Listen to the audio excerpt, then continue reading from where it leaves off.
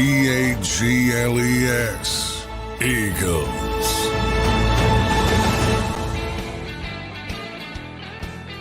Good morning, Birds fans. The day after, can we call it a post-game schedule release show? May 16th, Thursday edition after the Eagles schedule is released. Me and Johnny Mac will get into that. We'll play some win-loss and see what we think of the schedule. Johnny Mac, good Thursday to you, sir. How you doing? Yeah, good morning, everybody. It's real. Now we got dates and times and everything. So, yeah, exciting day for fans across the NFL. Optimism abounds. Let's get it out of the way, Zander. 17-0, right? Johnny Mac, real quick, anything stick out to you? Like last year, the thing that stuck out to all of us, obviously, was that gauntlet. Middle of the season gauntlet. They had Buffalo, Tampa, or Buffalo, Kansas City, Cowboys, San Francisco. A couple really tough teams. Anything stick out to you?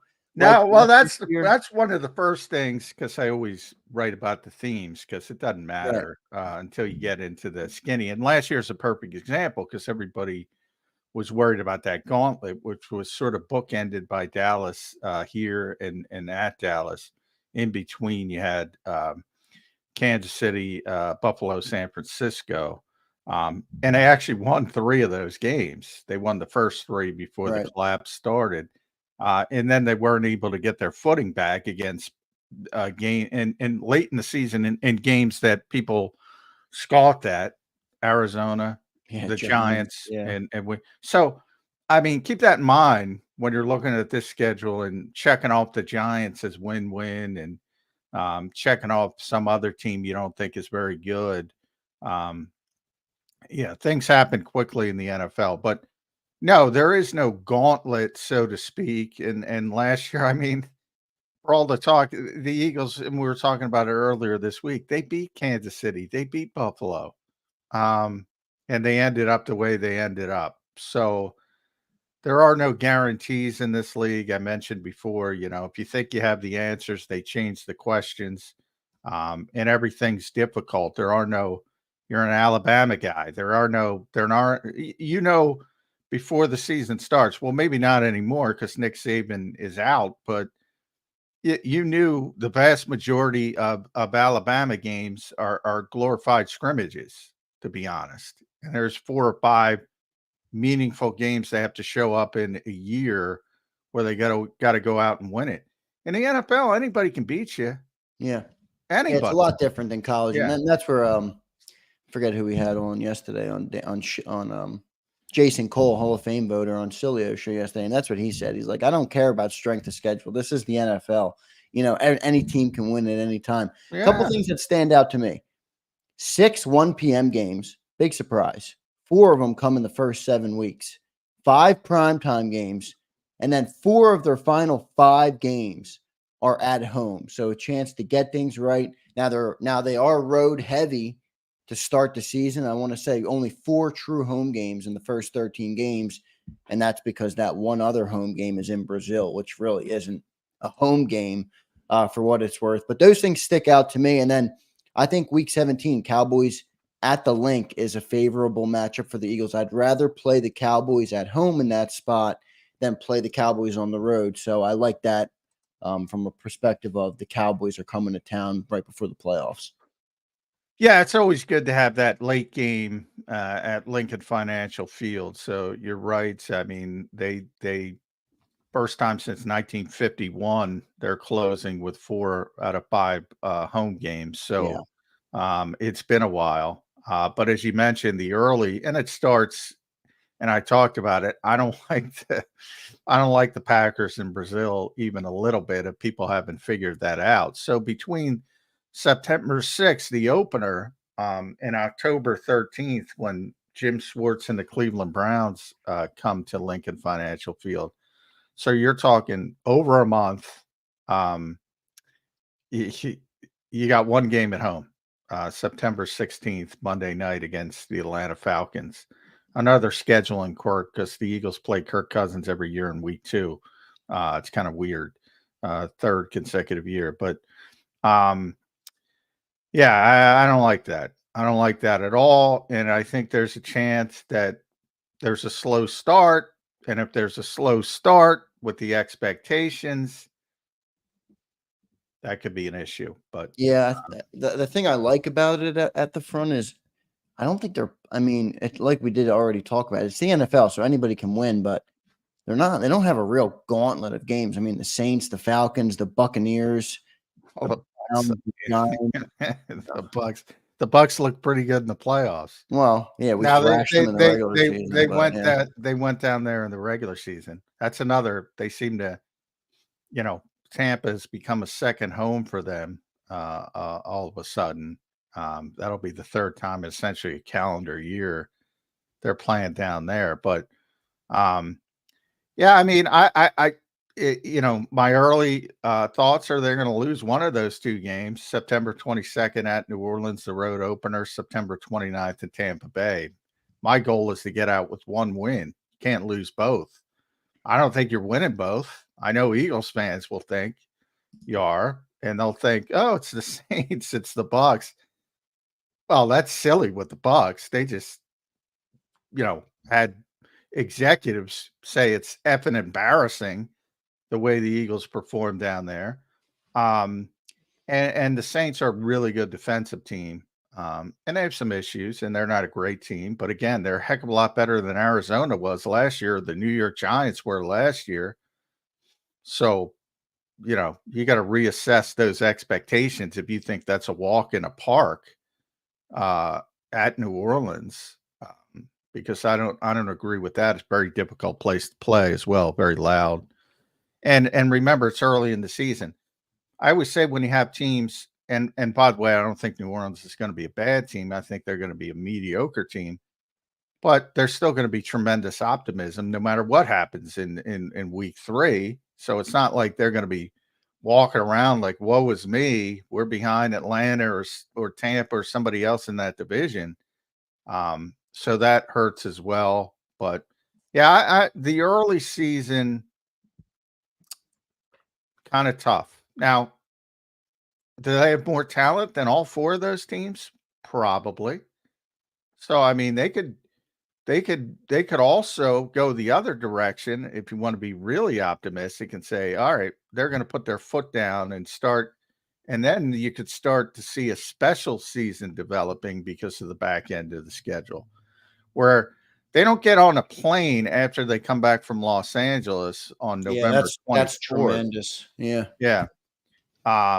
And Baltimore's probably the toughest game of the year, December 1st, and that's a bad spot, and I'll explain that as well. But then you have Carolina, Pittsburgh, good team, not a great team, at Washington, probably going to be a lot better. So you can't put that check mark in there yet. Dallas, as you mentioned, at home, and the New York Giants for the 3rd consecutive year ending the season at home. So they got a chance if they start well to really have a big time season when it comes to wins and losses, and that sets up seeding and all that kind of good stuff. But if you're looking at the gauntlet, probably the toughest stretch I would say would be week 8 through week 10 at Cincinnati, Jacksonville here on Sunday Night Football, and at Dallas. And they have not done well at Dallas recently, as we know.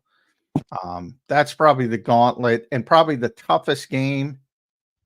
The Eagles have this history of going out to Los Angeles and handling the Rams in recent times, and they did it last year again, and they might do it this year again. But you remember when their first loss was last year? Jets. Right after they came back from the Rams in that West Coast trip, and they laid an egg against the Jets. Yeah, it's a good point. Terrible team. This time, one of the best 2 or 3 teams in football at Baltimore. That's a tough game. That Baltimore game is a tough game. Johnny Mac, let's get into our win and loss. One other thing that sticks out to me is that bye week in week 5.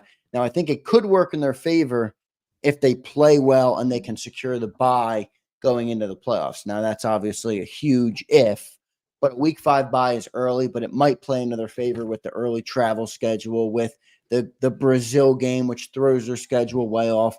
So we'll get into all of that. Let's go.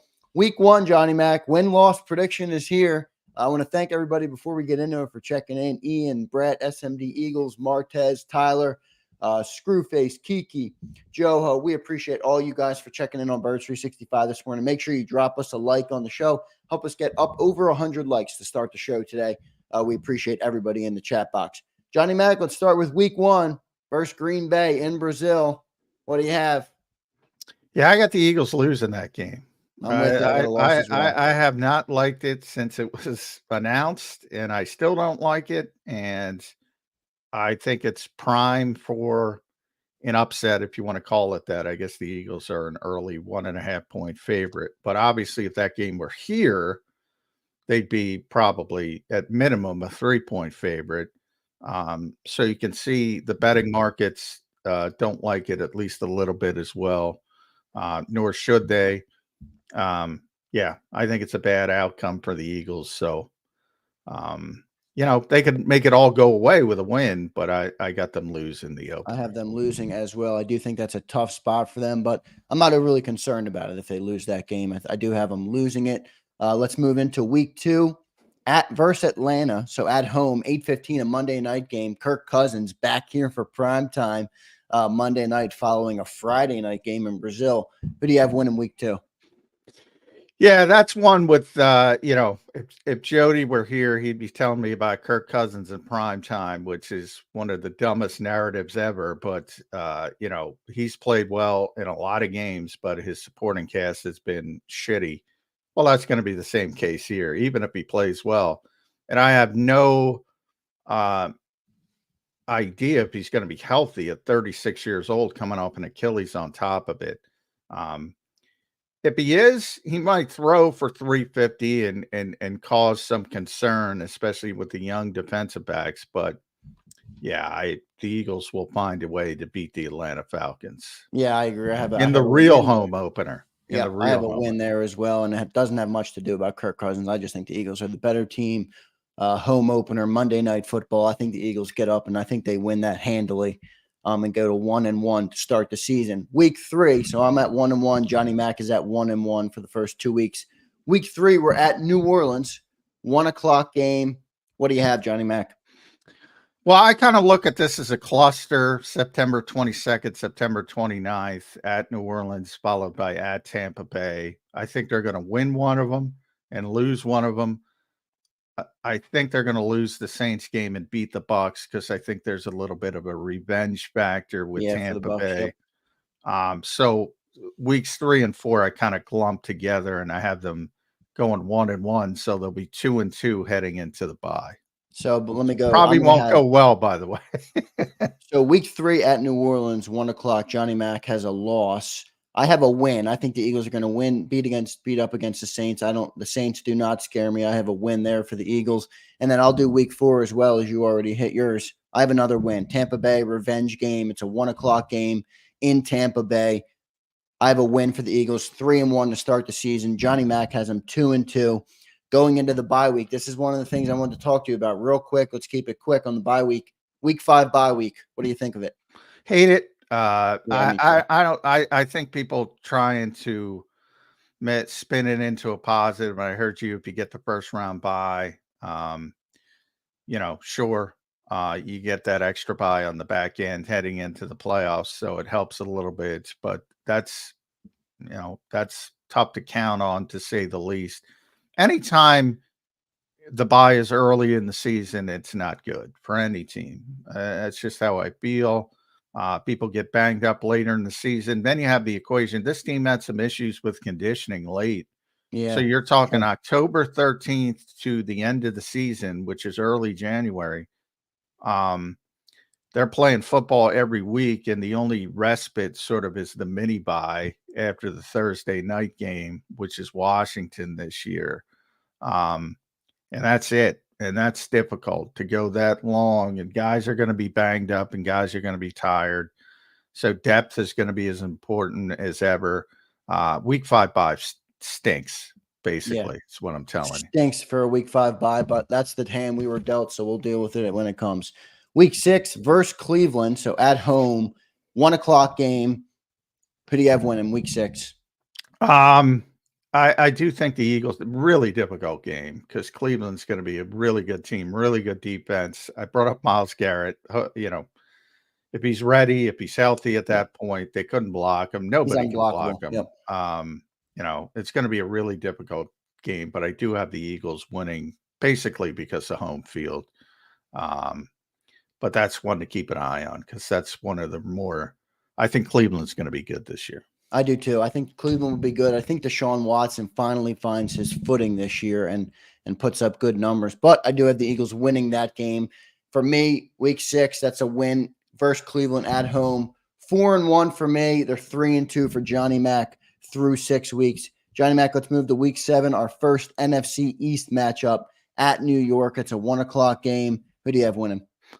Saquon's return to MetLife Stadium. Yep. The Eagles better win that one. That's going to bring some extra interest. The Giants aren't a good football team. And one of the only reasons you were ever scared about the Giants in recent seasons is Saquon. Yeah. And they no longer have Saquon. Now, Daniel Jones will be healthy in theory. They have a big-time receiver now projected with their first-round pick, so that helps a little bit. But Giants look like a bad football team on paper. They lost to him last year, though, at the end of the season. But I think things are restored, and the Eagles get a win at MetLife Stadium. I have a win as well, so that would put them at 5-1 for me through week 7 and 4-2 for Johnny Mac through week 7. Then we go into a tough game. The first, I think, really tough no, not the first, because I think Green Bay is a tough matchup. I think, as you mentioned, New Orleans and Tampa Bay could be tough, but really big quarterback matchup here. They're going to Cincinnati at Cincinnati. It's a 4:25 game. Jalen Hurts versus Joe Burrow, week 8. Who do you got winning? Yeah, that's a loss. I have a win. I got to win. I think Jalen Hurts shows out in this game, and I think the Eagles win the ball game. That's a loss. Joe Burrow, again, if Joe Burrow's healthy, which is a big if because he's had some injury issues, big time quarterback. That's just a bad spot, as they say. Logical loss when you're looking at these things at Cincinnati. And that's starts their toughest stretch. So yeah, I'm losing that game. And if they win, fan base, they don't scare me one bit. Joe Burrow is going to be a little rusty coming off the injury. I have the week Eagles. 8, though. I know. I have the Eagles. The rust is gone. The rust is gone, but I think the Eagles. I think that's the Jalen Hurts game. The Buffalo Bills game last year was the Jalen Hurts game. I think that's the Jalen Hurts game, and I have them. Well, they're having a special season, according to Zander. Correct? Well, no, let's see how it all plays out at the end. 17 games we got to get through here, but I have them 6-1 through week 8. Johnny Mac has them. What do you have them? 4-3? Is that correct? Yeah, 4-3. Yeah, 4-3 through week 8. So we'll go to week 9 versus Jacksonville. It's a Sunday night football. Doug Peterson returns. Who do you have winning week 9? Eagles will win the game. It'll be, hopefully for Jacksonville, it's better weather. Last time they played here was a monsoon. They did not play well. Doug returned. Trevor Lawrence was awful. I think it'll be more difficult like that than that. Ben is a pretty good team, Jacksonville, but not a great team. I do think the Eagles get the win there. Yeah, Sunday night football, prime time, Jacksonville. Dougie Peterson's coming back to the link. I have the Eagles winning that game, moving to 7-1 on the year for me, and they'll be 5-3 for Johnny Mac through week 9. Let's move into week 10. Tough game for me. I'm going to take it first here, Johnny Mac at Dallas, 4:25. I have them losing this game. I don't think it's a good spot for them. I think they're coming off a run there of 2 good teams they played against, and then they're going to Dallas. I have them losing that game in week 10 and moving to 7-2 on the year. What do you have? Yeah, loss. Generally, that's what it's been in this series recently, splitting. Eagles have had trouble down in Dallas recently, Arlington to be specific. I think your hope with the Cowboys is home and home, and they start on the road, so it's probably going to be the loss right there. So 5-4 for you, Johnny Mac, through 10 weeks. You got him at 5-4. Wow. I got a 7-2. We'll move into week 11 versus Washington. It's a Thursday night football, short week coming off Dallas. They'll win that game. a lot of uncertainty with Washington. We don't know what they're going to be. I kind of know they're going to be improved, but you don't know how Jaden Daniels is going to hit the ground as a potential difference maker. If he turns into RG3 as a rookie, we might be talking about this game in November and saying, oh, might be difficult. But right now, I think you have to assume there's going to be a lot of hiccups, growing pains, and I think the Eagles get back on track there. So a win for Johnny Mack, a win for me. 8-2 for me through week 11, and what is it? 6-4? 6-4 for Johnny Mack through week 11. Then we go out to LA, Sunday Night Football. Johnny Mack, I can tell by the look on your face. I think I know which way you might be going here. What do you have for week 12? Yeah, I mean, and we got less, so I got to go quicker here. Yeah, 2 in a row. They're going to lose at Los Angeles, at Baltimore, and they're going to be 6-6, and the sky's going to be falling. Sorry, people. So 12-13, Johnny Mack has loss, which would move them to 6-6. I have a win and a loss. I think that Baltimore game is just a tough spot for them coming out of LA. I do think they beat the Rams, so they would move to 9-2 and then 9-3 for me through week 13 with a loss to Baltimore. Just a tough spot for them. That Baltimore team, if they're healthy, they're a great football team, great defense. Lamar Jackson obviously is an elite quarterback. So that's a tough spot. Move to week 14. The schedule seems to lighten up a little bit here. Carolina, 1 o'clock game at home. Who do you have? This is where it takes off when all hope is lost, and people are going to be, as I said, the sky's going to be falling. The Eagles are going to start the late season run that has been somewhat of a theme going back to Doug Peterson early with Nick Sirianni. 4 out of 5 home games. Someone's going to wrap it up. They're going to run the table from 6-6. They're going to win every single game and make the playoffs. So it's you going got to him go going from 6-6. You got him going 7-6, 8-6, 9-6, 10-6, 11-6 to win out their last 5 games. I have them winning. I have them losing at Washington in week 16.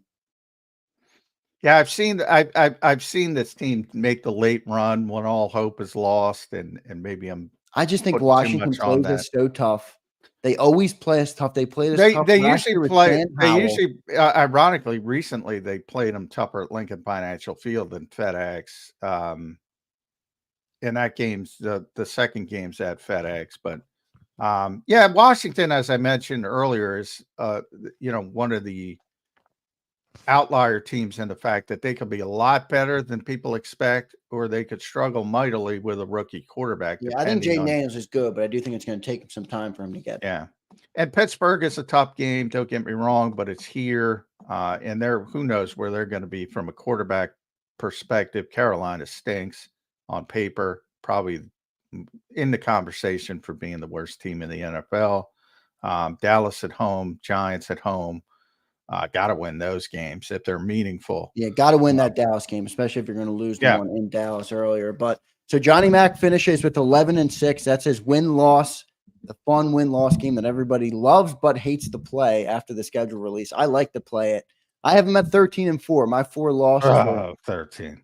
Now you got to do the Jody exercise. If you got to go up 1 or down 1, are you going up 1 or down? I'm going down 1 if I have to go. And I'm going down. I'm also going down with New Orleans to Tampa.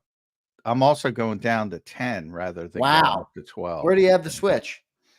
One of those, probably Pittsburgh or Washington. One of those last 5 games. So Johnny Mack has him at 11-6, but could potentially be 10-7. I have him at 13-4. Potentially, if I had to go down or up, I would go down to 12-5. But honestly, 14-3 is calling my name too. But let's get to our first commercial break. We have Les Bowen in the green room. I don't want to keep him waiting too long. We appreciate everybody for tuning in today on Birds 365. Good viewership to start. So we appreciate all of you guys. Make sure you drop a like. There it is. There's our win-loss game that we are done. Johnny Mack has him. Which is meaningless, by the way. So if you don't like it, just ignore it. Just ignore it. I have them at 13-4. Good season for the Eagles, and they'll be heading into the playoffs with the round 1 bye. So that's my early prediction for the season. Let's get to our first commercial break. Coming up next, Les Bowen joins Birds 365. Stay tuned, everybody. If you missed any of today's show on the JAKIB Media channel, listen to the podcast on your way home. Available on YouTube, Apple, and Spotify.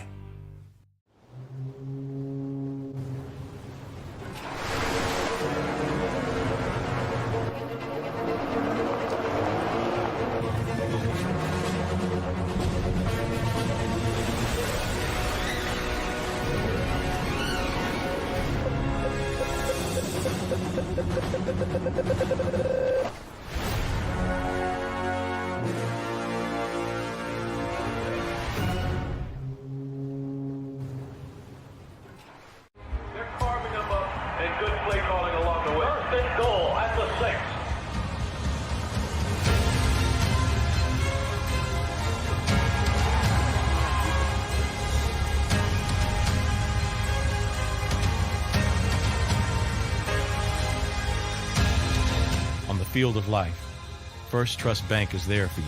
Champions on 3. 1, 2, 3. Because Philadelphia dreams deserve a Philadelphia bank.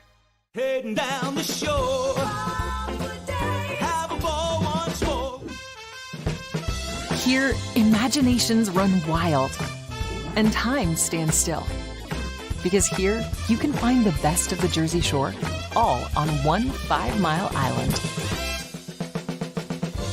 So leave the old you behind and get lost in the woods. Wild, wild, wildwood day. Plan your stay in the Wildwoods today.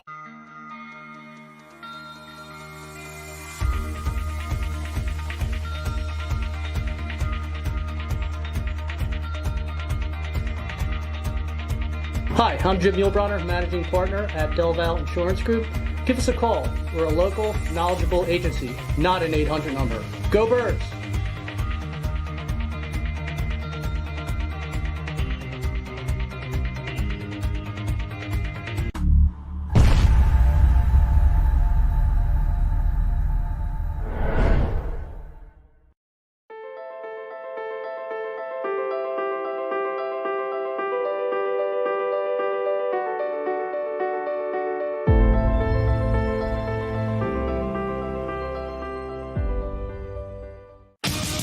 The greatest fans on earth. It's a bold statement, but would you expect anything less from Philadelphia? 58 years of heartache creates a toughness, a grit, a resolve not found in most. Sure, our prayers were answered, but now that we've had a taste, we're looking for more. Pondley Hockey, official partner of the Philadelphia Eagles. EAGLES, Eagles.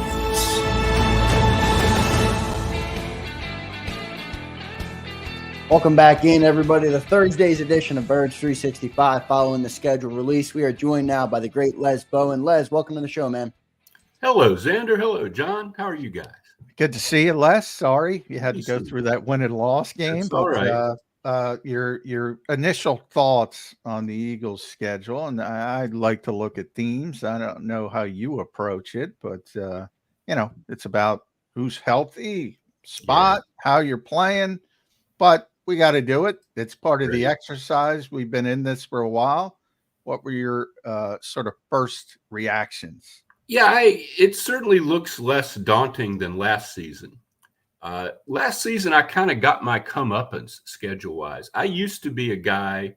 There was a time several years ago when it always seemed like you make all these predictions and then you get into the schedule and there'd be a couple teams that you thought were going to be great that weren't great, that had injuries or something and weren't very good. And there'd be a couple other teams that you didn't expect to be very good that would suddenly be very formidable. And my view was, the schedule's the schedule, just go play the games. And then last year happened, and certainly the schedule had a lot to do, I think, with what happened to the Eagles. They just kept they hit a point in the season where they needed a break, and they didn't have one. And they just went I think that really contributed to what happened to that team down the stretch. They got to a point where when they did get a break against the Giants on Christmas, they were just barely able to hang on to a win. Yeah. So I was wrong about that. This schedule to me just looking at it without knowing any of the, what's going to happen in 6 months or anything, doesn't look terrible. I would say like 12-5-ish. I don't know. Certainly the first month or so is, if they can't win 3 of those first 4, I'll be a little surprised. Then they hit in the middle. They hit that tough stretch. They've got Cincinnati, Dallas, the Rams, the Ravens. Those are all losable games, I guess. To me, every year though, the biggest variable with the schedule is the teams that you play twice a year, the teams in the NFC East. And we've kind of gotten accustomed to the Giants and Washington not being great teams, even though, the Eagles find ways, especially with Washington, to lose to them here and there. One of these days, I keep saying it. Then the schedule's going to be really hard, Yeah. I thought it was happening with the Giants a little bit after the 2022 season, but then they just fell apart. Daniel, they weren't that good. They had they weren't. They had an easy schedule that year. They kind of fooled themselves about who they were. And now they don't have Saquon to lean on as well. Right. And then what? Now I've shifted towards Washington. I say, well, I think Harris, that's the team to watch there. Yeah. Josh Harris might not be great, but he's a heck of a lot better than Daniel Snyder. And, all of a sudden, if you get a quarterback, and I think Jaden Daniels has a chance to be really difficult to deal with. Yeah. Dallas is interesting this year. Very good team last year, better than the Eagles, the way they lost in the playoffs made everybody laugh at them again, but that was a very talented team. And hasn't had a very good offseason. No, they have not. So I don't know about Dallas. I don't know what Dallas is going to do this year. I don't know if Dallas is still going to be like a 13-4 type team, or if Dallas is going to be, if it's going to be a disaster there. And I don't know how much the human element of all those contracts too. Dak Prescott having to prove that he's going to stay there. I don't have a good feel for that. I don't like I don't like the way Jerry does business. When it comes to, I think more teams should follow the way the Eagles have done it. You've seen this off season where they are proactive and strike early, and there's some risk. You evaluate players and they could get injured, but it is proven over a large period of time it's worked out for the Eagles. They get deals on these players by acting first and not paying a premium as a team like Dallas would. But I will say, Will McClay, who's their personnel guy, runs the draft. He's one of the best. They draft well. They always draft pretty well. Yeah. Yep. So it's kind of half and half. It's like, I don't like the way Jerry handles free agency and extensions and things like that, but I think Will's one of the best in the business. Mm-hmm. Cowboys will be good. It's just a matter of how good. Yeah, it's a 10-win good or 13-win good, I guess. And same with the Eagles. I think they'll be good. It's just a matter of how good. Whether there's 11, like I said, or 13, 14, like Zander said. There's a chance because you mentioned that gauntlet, Les. It doesn't exist in this schedule. I guess the toughest stretch would be week 8 through week 10, and that's at Cincinnati, Jacksonville here, and at Dallas. But that's not overbearing. That's not a gauntlet, yeah. Yeah, that's then you got Washington, and then you have the Rams and the Ravens. Which is, if you want to extend it, put that whole thing together, it's probably there's going to be some losses in there. Yeah, no question. I think December 1st, which is the last game there at Baltimore, I think that's the worst spot in the entire schedule for this reason. If you go back to last year, the Eagles, Les, have had success going out to Los Angeles and beating the Rams. They beat them last year. Yeah. And everybody's hyped up, and they had the bad first half, and they really just clamped down on them in the second half. And then they came back from that West Coast trip the next week and lost to the Jets without Aaron Rodgers, and that was their worst game until the collapse. So that West Coast trip is more difficult, even if you got to come back, and then you're at Baltimore the next week, which is one of the best 2 or 3 teams in football. Yeah, I think that is the worst spot on the entire schedule. That's a good point. I like that point. That is a very good point. I was going to say also overall, it's a schedule that maybe for the players and the coaches, they probably like it.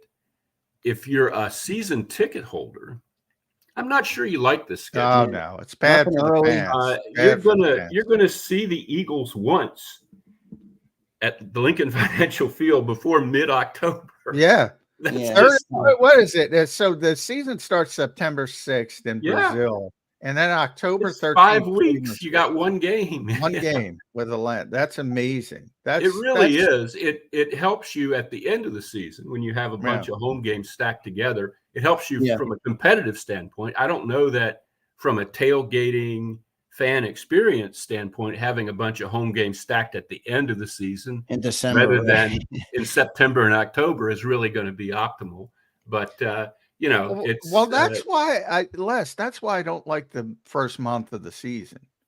Like I think they're going to be 2-2 coming out of that first month. I don't know. Yeah. And at New Orleans and at Tampa Bay is more difficult. People should know. I mean, they got waxed by Tampa Bay. Yeah. The Saints got waxed by Tampa Bay at a point where they had stopped functioning as a team. Really, that's true. Hopefully, I don't think Tampa Bay is very good. And New Orleans, I think, is going straight to. They have a good defense. I'll tell you. I'm not a big fan of Dennis Allen as a head coach, but he puts together good defenses. Yeah, week 1 though. Green Bay, and and I probably asked you this before. You know Jeffrey Lurie's history better than most. He used to hate these international games, or at least, he didn't want any part of them. Right. And he certainly didn't want to give up home games. Yeah, that was a huge. The original statement was that their agreement with the city prohibited them from taking home games. But then when they went to the 17-game season, I guess that was an out for him. Yeah. He's kind of – but Jeffrey – one of the things about Jeffrey is he wants to be part of whatever shiny new thing the league has got going on. And, Roger Goodell has made it clear that this is a big deal, these international games, and there's a lot of money to be made there. Right. And Jeffrey wants to be in the vanguard of that, and I get it from a business perspective. I get it completely, 100%. Yeah. I think he's right from a business perspective. And there'll be a lot of fans that want to go there, Yeah. London was amazing in 2018. I mean, I did some sightseeing around the city, and everywhere you went, there were Eagles fans. You couldn't go to Westminster Abbey without hearing EAGLES. Yeah. I'm sure the people of London, I don't know, have they recovered yet? We don't know. They might not, But from my perspective, and purely just football, so take the business side out of it, I think it's a terrific move by the NFL and the Eagles from a business perspective. But from Nick Sirianni and the coaching staff and the players, I don't think it's a good spot at all. They're giving up a home game against a very good ascending team, very young team, very talented team. You saw them at the end of the season last year. Yep. Oh, by the way, on the back end of this, and this isn't baseball, this isn't basketball. You only play 17 of these things. You might be 11-6. They might be 11-6. And all of a sudden, if you lose, they got an advantage in seeding for you. That's a very good point, John. That's a really good point. They do have the extra day to recover when they get back. It's taking away a very attractive home game early in the season that would certainly be a focal point for fans if it were here, Yeah. Here's what I like about the schedule, John Mac, real quick. So 4 of their final 5 games are home games. Yeah. And then really they only have 4 true home games in the first 13 because Brazil is not being played at Lincoln Financial Field. I like it from the perspective of I want to be playing my best football in December, not in September and October like they were last year. Yeah. So even if there is some hiccups in the beginning of the year, if they can right the ship and they can do it at home on their own turf. And by the way, their only travel in between there is Washington. So you're going right up the road. Right. I like that. I think the after Eagles LA, they don't get on a plane. They don't get on a plane November for the 24th. Yeah. Yeah. Unless it's the playoffs. Yeah. Right. At Baltimore, at Washington. Yeah. That's kind of why I said if you're a coach or a player, it looks like a pretty good schedule. Right. If you're a fan, it's you're kind of wondering when the football season starts. But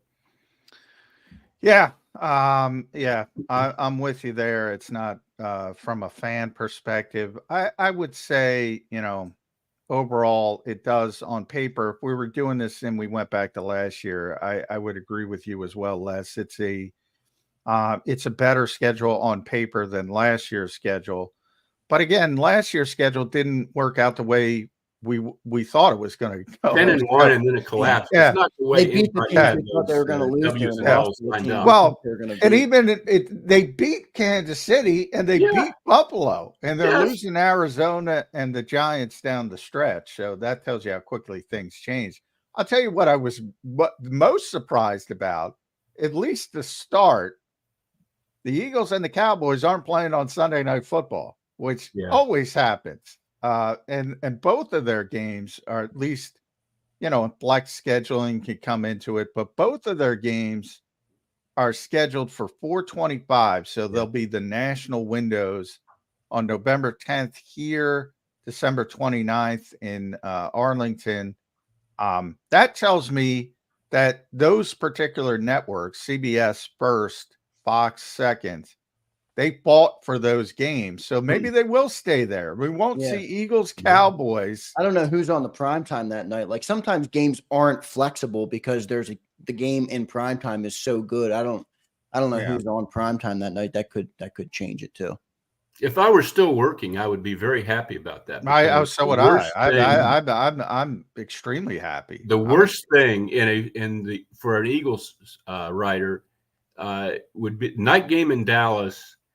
You have to be back for it was always a noon press conference on Monday. Now with Nick, sometimes it moves around, but all the other coaches, it was noon Monday, and if you can't be there, too bad. So the only flight out of Dallas that gets you to Philly on Monday morning in time for a noon press conference leaves Dallas at 6 a.m.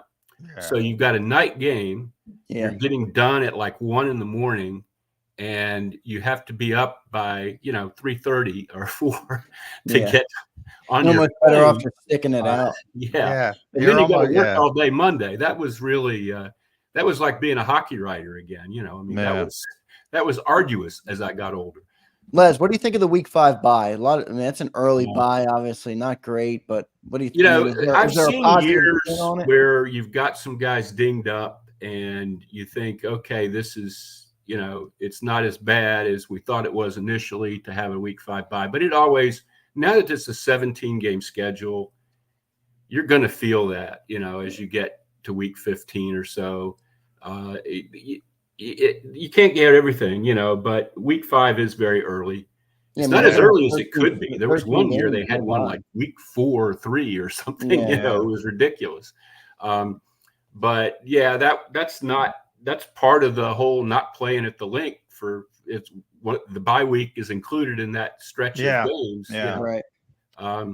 It's too bad, but I guess there's nothing you can really do about it. I would rather have it later. 13 straight games going into the playoffs. I tell you what, the Eagles they're gonna really want to earn that first round bye, or else you're going right into the playoffs coming off 13 straight. That's going to be a tough swing to, if you have Super Bowl aspirations. And there's only one bye now. So it's, you got to be really good to get that bye. So, right. I think the number one seed. I think they're going to be a playoff team, but I don't think they're getting the bye. So they're going to keep playing. I have no idea how good I think they'll be pretty good. Yeah. Same. They might be really good. I don't know if you can tell me that Kellen Moore will get Jalen Hurts back to the point where he's like really confident and really excited about what he's doing, and really feels like he's in command of the offense, and the offensive line comes through as it normally does, even without Jason Kelce, then yeah, they can win the NFC. If you can guarantee me that, I would lay money on them to win the NFC. But it's a big if. It's a huge if. Yes. Yeah. And then Vic Fangio, I'm already on record saying they're going to be much improved on defense, just from the presence of Vic. And last year they finished 26, but I think they were like 30th in passing defense, 31st in third down defense. I think that all goes, they're not going to be great, but I think it all goes back to sort of middle of the pack. Right. And I think with this offense, that should be able to win you games. Well, right. It's all about the offense. If the offense works the way it's supposed to, which was a big problem last year, they ought to be ahead. They ought to be forcing teams to throw. They shouldn't have to worry about the run as much, and so on and so forth. But we'll just see if that really happens. With Fangio, I loved what he said about expecting more out of players. That's great. Vic is great, man. Because this will really bring into focus, whether Jordan Davis is going to be what they thought he was when they drafted him. He's going to be asked to step up here and not be like, well, it's week 12 and he's a little tired. Same with Jalen Carter, by the way, as well. They got to build this. Jalen Carter, I give a little more slack because he was a rookie last year. Jordan Davis was not a rookie. Right. He had a year to get to NFL shape. But with Fletcher Cox gone, I really see the bullseye on those guys, and we're going to see if they're as good as they're billed to be. Yeah, you know what I think the best advantage with Vic is the fact that everything Sean Desai did is basically what Vic would do from a philosophy standpoint. But he doesn't have the reputation, so he got questioned at every corner. Yeah. And it was like, why are you throwing James Bradbury in the slot in training camp? And, why are you doing this? Why are you doing that? Why are you throwing the big nickel out there? Why is Justin Evans starting at the end of all these questions? With Vic, everybody, he if you listen to his press conference he said, I like to throw a lot at the players early and then scale it back. Yeah. That's exactly what Desai was doing, but everybody was, he's Sean Desai. With Vic, they're like, all right, do what you need to do. Yeah. And I think that's a big advantage. I really do. What you just said about Desai reminded me of Sean McDermott when I was covering the Eagles. When Sean McDermott was defensive coordinator, he was so young, and most of the older players had seen him as this position coach who was very inexperienced, had played at William and Mary, and he came in and cracked the whip, and guys like Asante Samuel just wouldn't listen to him.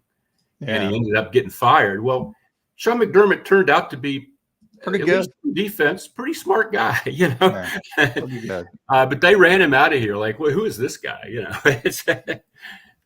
Yeah, reputation means a lot with these players, and Vic's going to have that cachet that maybe Sean didn't have, and I think that's going to make a big difference as well. But Kellen Moore is interesting, and I brought this up a lot because I think there's a notion that motion, didn't mean to a rhyme, but it worked out, is going to be the savior of this offense. I think, if you boil down, because Kellen likes motion, you're going to see more motion. He's always top 10 in motion, or has been top 10 in motion. But when he was asked what's the most important part, he said clean operation. Yeah. He wasn't talking about motion. Right. And I think the ceiling of this offense is obviously very high, as you kind of mentioned, because of the talent. But what do you think the floor of this offense is? Yeah. If they struggle and they're not as good, I still think it's going to be a pretty good offense. Yeah. Yeah. I just don't have a good feel without Kelce. That's when I'm thinking about how are they going to struggle. Well, I guess one way would be if Hurts just doesn't bounce back. Yeah. Well, yeah. Another way would be that they really miss Kelsey's leadership and his smarts. Yeah, I think that's underrated, Les. I think everybody Yeah. sees him pull in and he snaps the ball great and all that, but there's a lot more he does that's going to be missing. But I He don't have also a great steals feel for what a he's half doing. yard on the tush push. He also Yeah. steals because of his reputation. I talked Right. about reputation. They're not going to be able to do that this year. It's a little thing, Yeah. but Kelsey would move the ball. Well, I And wonder a little bit if bringing Saquon Barkley in didn't have something to do with maybe being less reliant on that in short yardage, that they could mix it up, that maybe teams wouldn't know, maybe.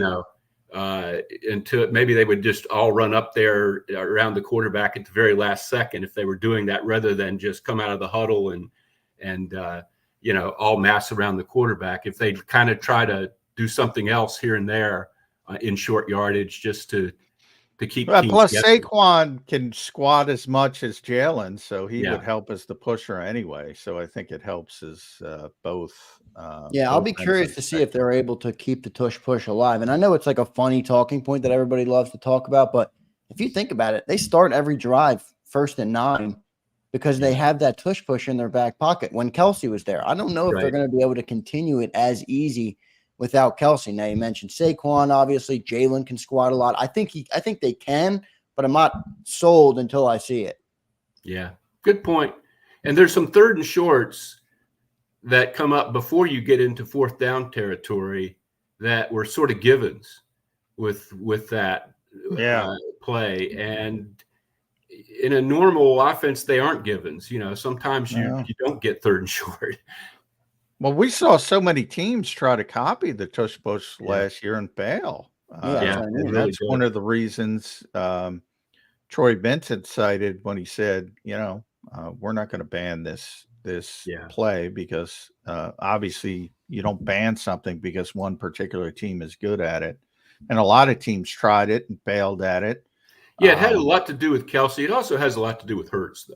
Yeah, well, you also look at I always Carson point Wentz. out Carson Wentz was very successful Carson. quarterback sneaking, and the common denominator there is Jason Kelsey. Yeah. They were tremendous in traditional quarterback sneaks with Carson Wentz. Tremendous. Yeah. Well, at that point in his career, Wentz was, even though he's not built like Jalen Hurts, Wentz was a very powerful athlete. He was strong. Yeah, I think that's one of the things that, along with the confidence and everything else, I think that's one of the things that's kind of gone away. I think some of his physical ability has gone away. But he was good at that. No doubt about it. At Les Bowen, make sure you follow Les on X and Twitter. Read him at PHLY. Yes. Les Bowen's John as well. Get his thoughts on the schedule.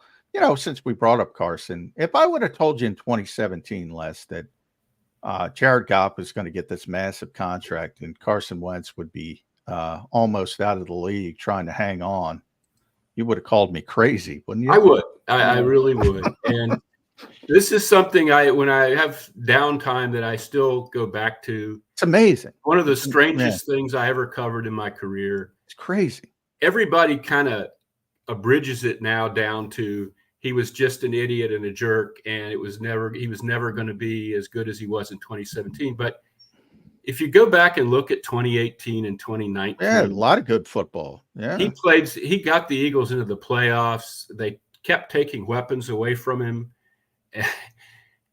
And then suddenly in 2020, it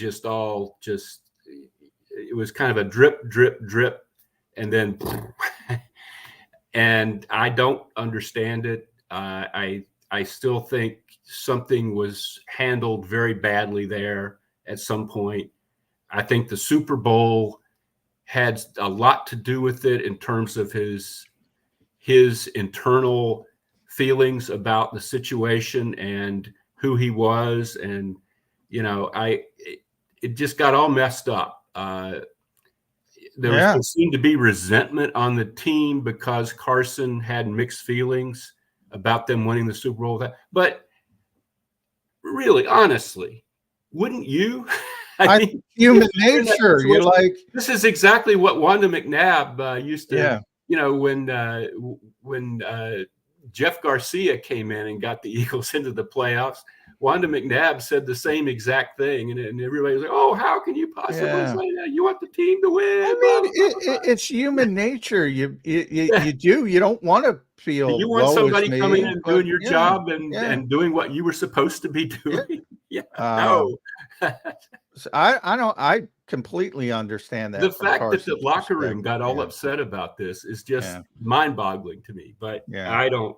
There's a lot of things I don't understand, and that's I mean, you know, he and Darren, it's now public, got into a little dust up, because Carson was, depressed, I guess. Yeah.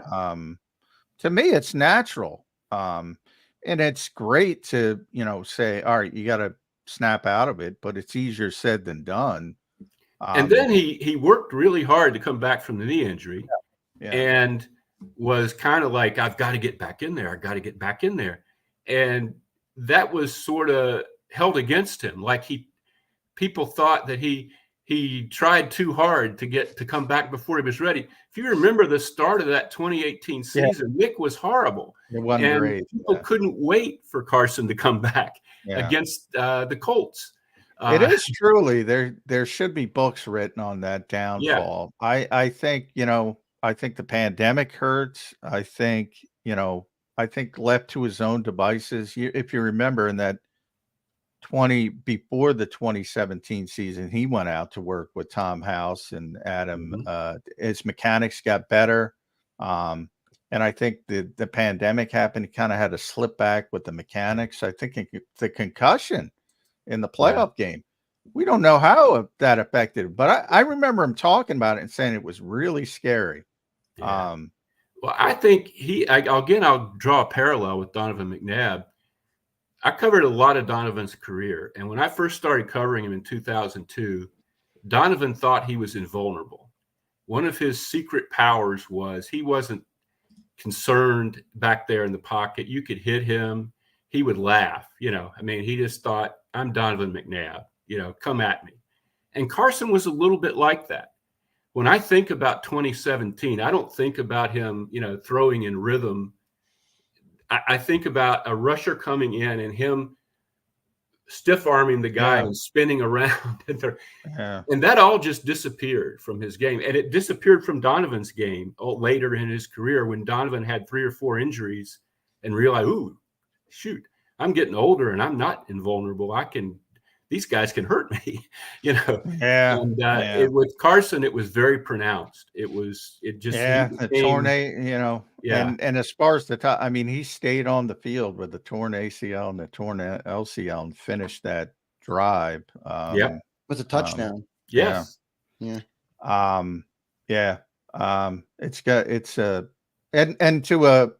To give Jared Goff credit, he went through so many struggles and kept working and working. Yeah, I am really impressed by what he's done. And that's a difference in their personalities, I guess. I think Carson became very obstinate for some reason.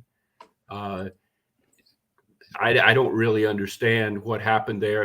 He's a smart guy. And if I had been him, I would have gone to Indianapolis with a totally different, I would have been open to anything they wanted to tell me. I would have gotten the vaccine like they wanted me to. I would have, been the leader that they wanted me to be. This is my chance, pretty decent supporting cast at that time. Instead, he ran himself out of there too. And since then, it's been bad situations and, backup roles and stuff like that. And I don't know. I guess he'll never get back to where he could have been. No, it's a shame. It really is. And I remember, and I wish I could apologize to this one person on Twitter who said Dak Prescott was better than Carson Wentz. And I laughed at him at the time. And in 2017 or 2018, that was not true. It was not true at the time, but I didn't even see a path to where Dak Prescott could pass Carson Wentz. And boy, did he pass him. So I was wrong. I was completely wrong on that one. Yeah. Les, before we let you go, I want to ask one more because it is scheduled day. I want to get back to schedule and we can leave Carson Wentz behind us. There's 2 tough AFC games. I'm going to put you on the spot. I want you to say Baltimore and Cincinnati. Do the Eagles win both, lose both, or split them? What do you got? I guess split them. I don't know. I mean, Cincinnati is hard to figure. Last year, it started out horrible, then got really good. Joe Burrow is wonderful, but I don't know. You know what Cincinnati never seems to really quite. I know they were in the Super Bowl and they almost got back the next year, but they never seemed to quite put it all together to get over the top. Baltimore, there was a time last year when I wasn't impressed with Baltimore, but down the stretch I was. Right. I don't know. Lamar Jackson is a great player with some weaknesses, and it'll be those games will be interesting. I'm not prepared to say they're going to lose both. I would say split. Split. There it is. Les Bowen, thanks for joining the show, man. Make sure you guys follow Les on Twitter. Read his work at PHLY and LesBowensJohn.com. Always does a great job. Has done a great job for a long time. Les, we appreciate it. Good talking to you guys. Thanks, Les. There's Les Bowen. Yeah, sorry I got in that Carson wormhole. But No, Les right. has been around. Les yeah, knows exactly. He's a guy that knows it he's better been than around. most. And he knows about Jeffrey Lurie, so I thought it was interesting. Jeffrey's history with those international games, as Les mentioned, changed dramatically over the years. And I think from a football standpoint, again, from a business standpoint, makes perfect sense. Football standpoint, not as great. Yeah, 100%. Johnny Mac, I want to hit the super chat from our buddy James Carver. Dropped us $20, but it goes into your point about the tough start to the season, and he does make a good point about the bye. Let's bring it up now. James Carver, thank you, man. We appreciate your support of the show, of Birds 365, and of all of JAKIB Sports. Given complicity of D, lack of proven and rookie D talent and new DC, along with the Brazil game, the early bye could, and I believe will save the season from unraveling. If Johnny sees 2-2, then up and down 1, that's 1-3, and it could unravel fast. I do think that's a good point about the bye week, where you have new coordinators, you have the tough Brazil game. If things do get off to a rocky start, maybe it's a chance to take a break, get back to fundamentals, get back to basics, like Vic Fangio said, and find your rhythm coming out of that bye week. What say you, Johnny Mac? Yeah, I mean, look, you got to try to spin it as positively as possible, and I'm sure the Eagles will do as well. I just think early buys are bad for everybody, all 32 teams. The earlier the buy, the worse off. You're playing football when you get back from October 13th to early January, and presumably into the playoffs, and your only break is that mini buy when you get the Thursday night game, November 14th, then you play November 24th at the Rams. You're playing every week, and this is a team, and maybe they learned from it, and maybe they're evolving from it. They're already working more in the spring. They're going to have a mandatory mini camp. They had conditioning issues down the stretch last season, so maybe they make some adjustments, but that is a long time to play every week. And I just don't think it's good. And I would say the other week bye teams, and there will be 3 of them. I haven't looked who they are, but it's bad for them too. It's bad for them. 4 games. Bad. You're only playing 4 games before you get a break. Our buddy Barrett Brooks, NBC Sports Philadelphia, he used to tell us all the time, it's 3 games to get trends in the NFL. It's 3 games to see how things are shifting when you make an adjustment, or it's, 3 games. He looks at things in 3 games. We're only playing 4, and then they're taking a break. It is early by now, every match. And last year they had the week 10 bye, and they came off of it and it beat Kansas City and Buffalo before the collapse started. It's also a very small sample size to do your annual self scouts, where, that's what you do with the bye. And you say, all right, what now? Last year, you could bring up Nick Sirianni made a big stinking mistake at the bye, because that's when he started thinking about changing defensive coordinators, and ultimately pulled the trigger a couple weeks later, and that turned out to be a disaster. So it could be paralysis by overanalysis as well. But generally, 4 games is not enough of a sample size to get a valuable self-scout to your team and readjust and do a bunch of different things. Now, Vic is smart enough to just scale back on his own. He can make adjustments from, in a game week. He's got enough experience, and he will. That's the whole versatility aspect about Vic Fangio's defense. They will look completely different from one week to the next week. One of his most famous, everybody gives Bill Belichick credit for beating the Rams in the Super Bowl, where they held them to three points, I think it was. He was copying what Vic did in the season to stop that Rams explosive offense. It was called a 6-1 tilt defense, Vic called it, where he put 6 people on the line of scrimmage, and the goal was to stop the Rams outside zone running game, which was spectacular at the time. But more importantly than the actual run, it set up all their play action stuff. And when he took that away, they didn't have to play action, and they were bad. They were just bad. And that's a big blight on Sean McVay's resume, because Bill did the same thing in the Super Bowl, and he never adjusted to it. So he's got the capability of doing it. But the bye week that early, it's never good. You can bend over backwards. It's never good.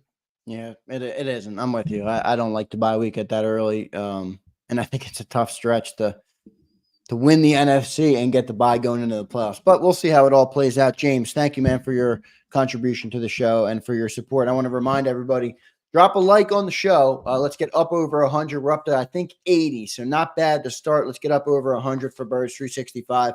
When we come back from this break, we have Chris Franklin coming up soon at 9:20. But we have a lot of new listeners compared to when we did our win-loss in hour 1. So I will refresh you on what Johnny Mac did, and I'll ask Johnny Mac about some of the games he has us losing. I want to make him explain why we're losing these games. So we'll do that next on Birds 365. Like the show, everybody. Stay tuned. Hour 2 of Birds 365 coming up next. If you missed any of today's show on the JAKIB Media channel, listen to the podcast on your way home. Available on YouTube, Apple, and Spotify.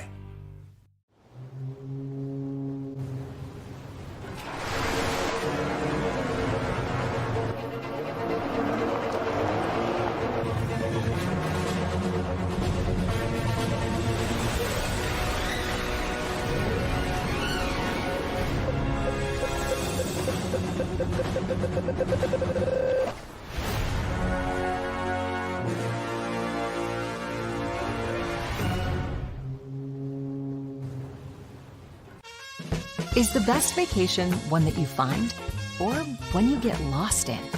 One that takes you to new heights, or reminds you to go with the flow, to get your feet wet and your wheels spinning? One that lets you find your own rhythm, or get carried away? Find the best of yourself. Get lost in the woods. Plan your stay in the Wildwoods today. Go passionately. Go fearlessly. Go confidently. Go Birds! Go confidently towards your goals with First Trust, Philly's hometown bank for nearly 90 years, and the official bank of the Philadelphia Eagles. We're focused on getting you over the goal line. So go with conviction. Go with trust. Go Birds! And go forward with us by your side. First Trust Bank, the official bank of Philadelphia dreams. Oh, and go Birds. Listen, if we even think you owe us money, you won't know what hit you. We'll put liens on everything you own. Raid your bank accounts, retirement fund, pension. You'll open up your paycheck and cry because we'll already have the money. We'll haul you into federal court and you might even go to jail.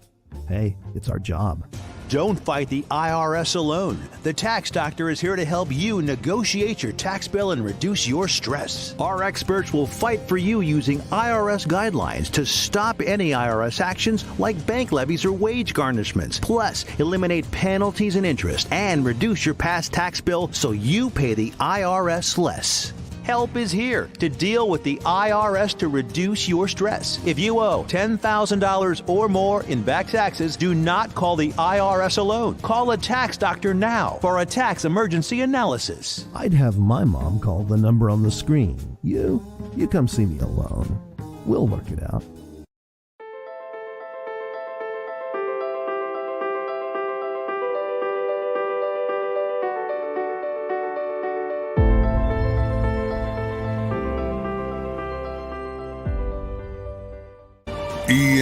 EAGLES, Eagles.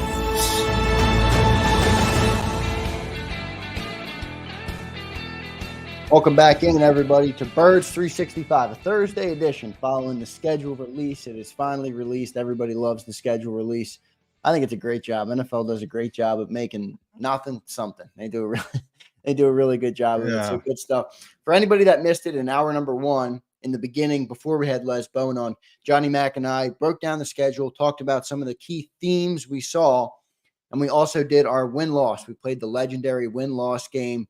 I ended up at 13-4. Johnny Mack Homer. Homer. But I see it. That's what I see. I was being truthful. It's not like I was lying to myself. And if we did the old Jody Mack game. If you had to go up one or down one, which way you going? We both went down. I went down to 12-5. Johnny Mack went down to 10-7, which I think would be a big disappointment for the Eagles with all this talent. But Johnny Mack, let's get into a couple of your losses. You had them losing Green Bay. You had them losing New Orleans. You had them losing Cincinnati, losing to Dallas, losing to Baltimore. Rams. Did you have them losing to the Rams too? Yeah. Ooh.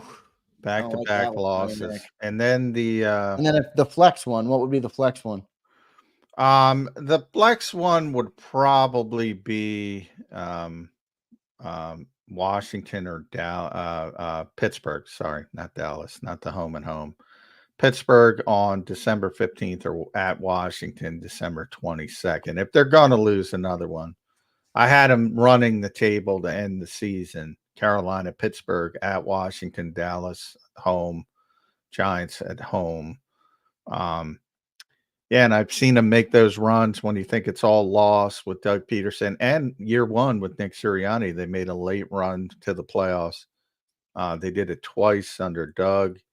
I think we're going to see it another time and make a run to the playoffs.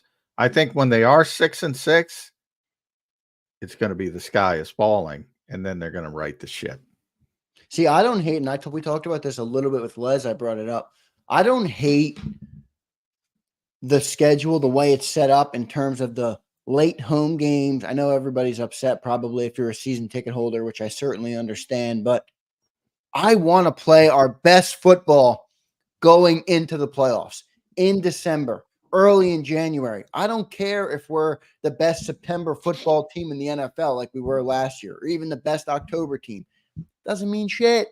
We need to play good at the end. So I like the schedule set up from that perspective. But if boy, Johnny Mack, if they're 6-6, well, I think they're going to be 2-2 at the bye, 6-6. 2-2 you can live with. If they're 6-6. No, even 2-2, I think it's going to be. You're going to hear a lot of grumbling at the bye if they start 2-2, and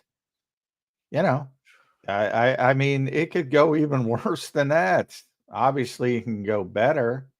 The only game of those four that I say, no doubt about it, win is Atlanta on Monday night.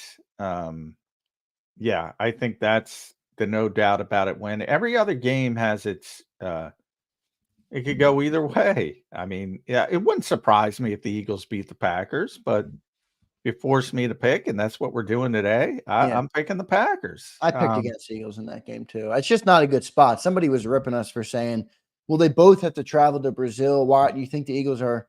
I think there's a lot more pressure on the Eagles across the league. The Packers are almost in a spot where the Eagles were before the Super Bowl year, where there was like a lot of optimism. You started to see Jalen Hurts take that next step. They started to win games. They added some talent.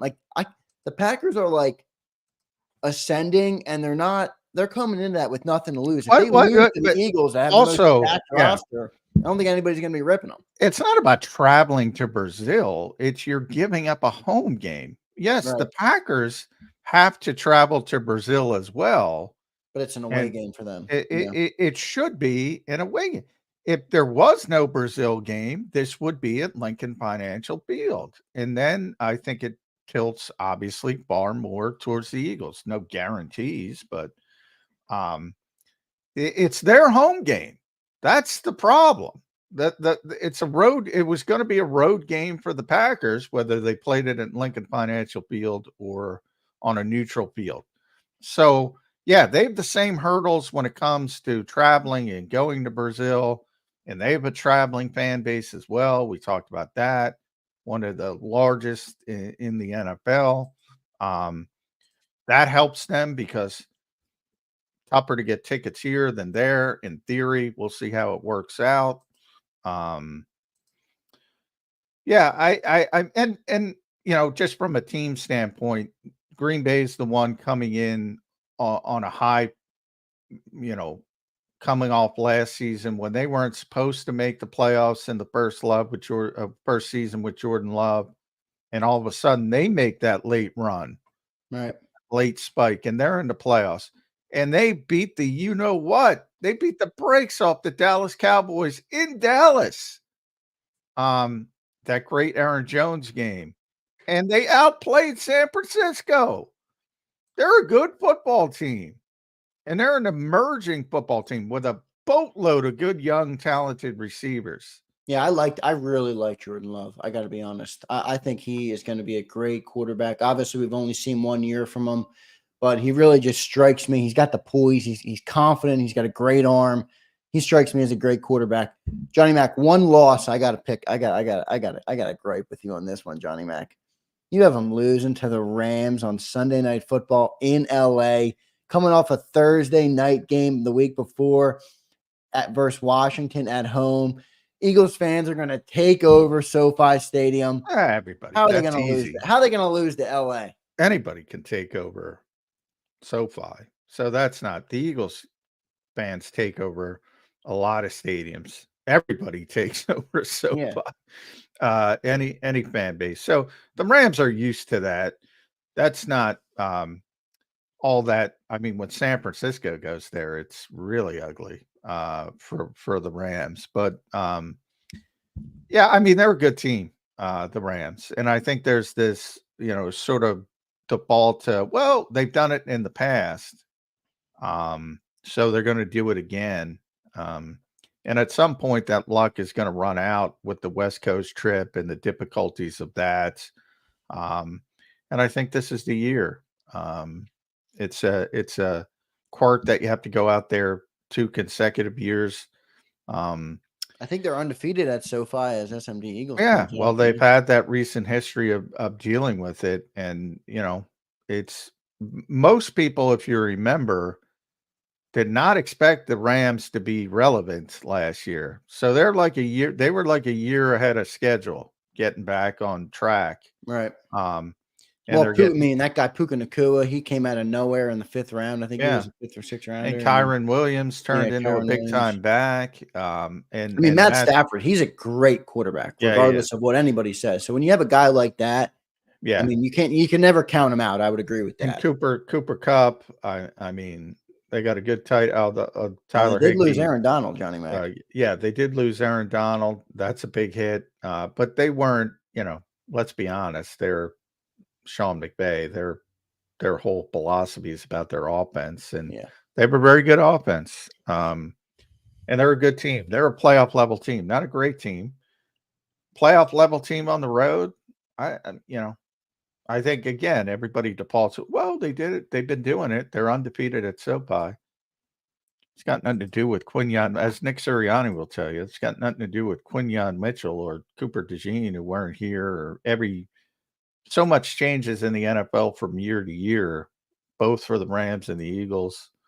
None of that stuff matters. I don't like the spot. Loss, Rams, Ravens.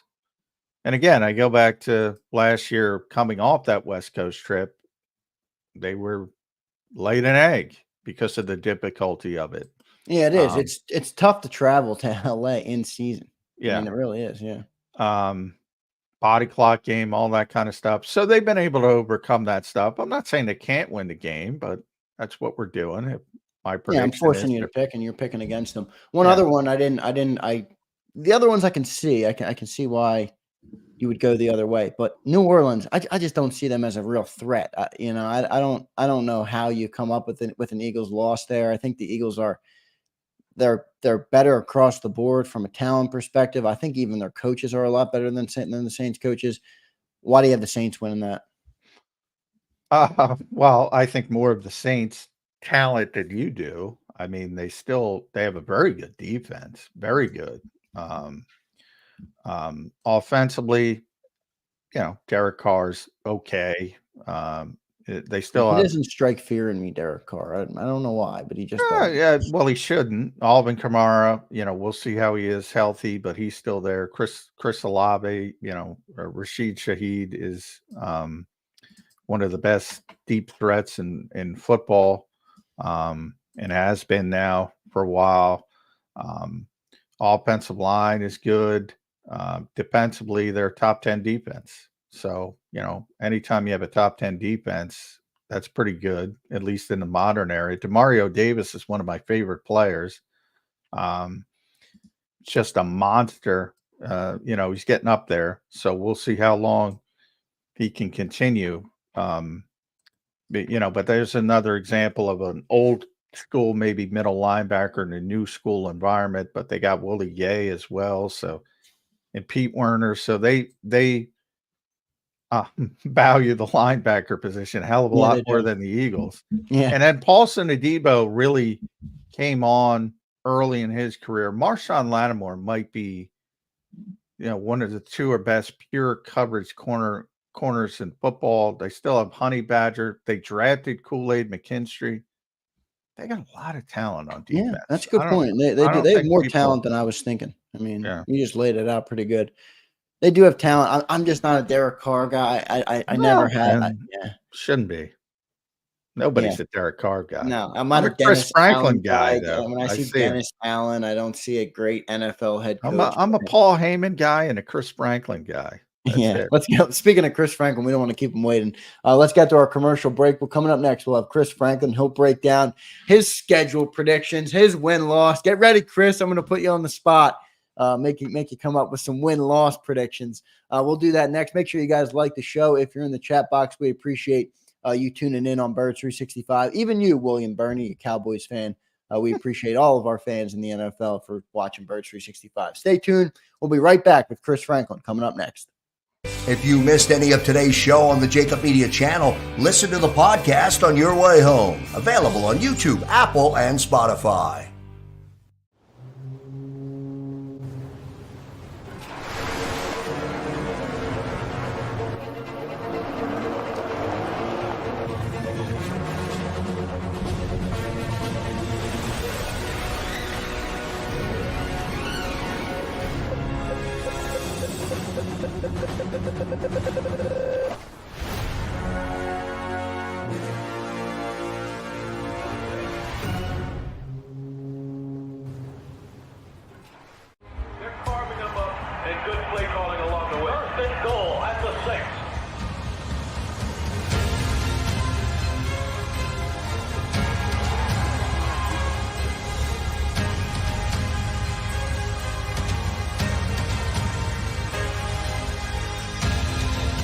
Field of life, First Trust Bank is there for you. Champions on 3. 1, 2, 3. Because Philadelphia dreams deserve a Philadelphia bank. Heading down the shore. Have a ball once more. Here, imaginations run wild and time stands still. Because here, you can find the best of the Jersey Shore, all on one 5-mile island. So leave the old you behind and get lost in the woods. Wild, wild, wildwood days. Plan your stay in the Wildwoods today.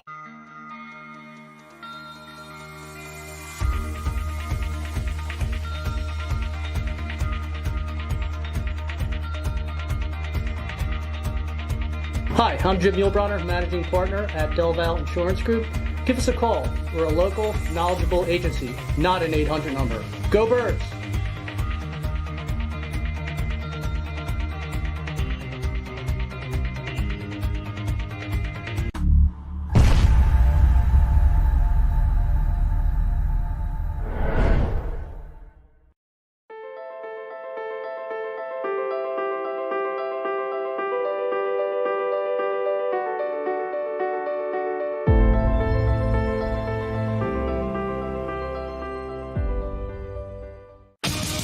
The greatest fans on earth. It's a bold statement, but would you expect anything less from Philadelphia? 58 years of heartache creates a toughness, a grit, a resolve not found in most. Sure, our prayers were answered, but now that we've had a taste, we're looking for more. Pondley Hockey, official partner of the Philadelphia Eagles. EAGLES, Eagles.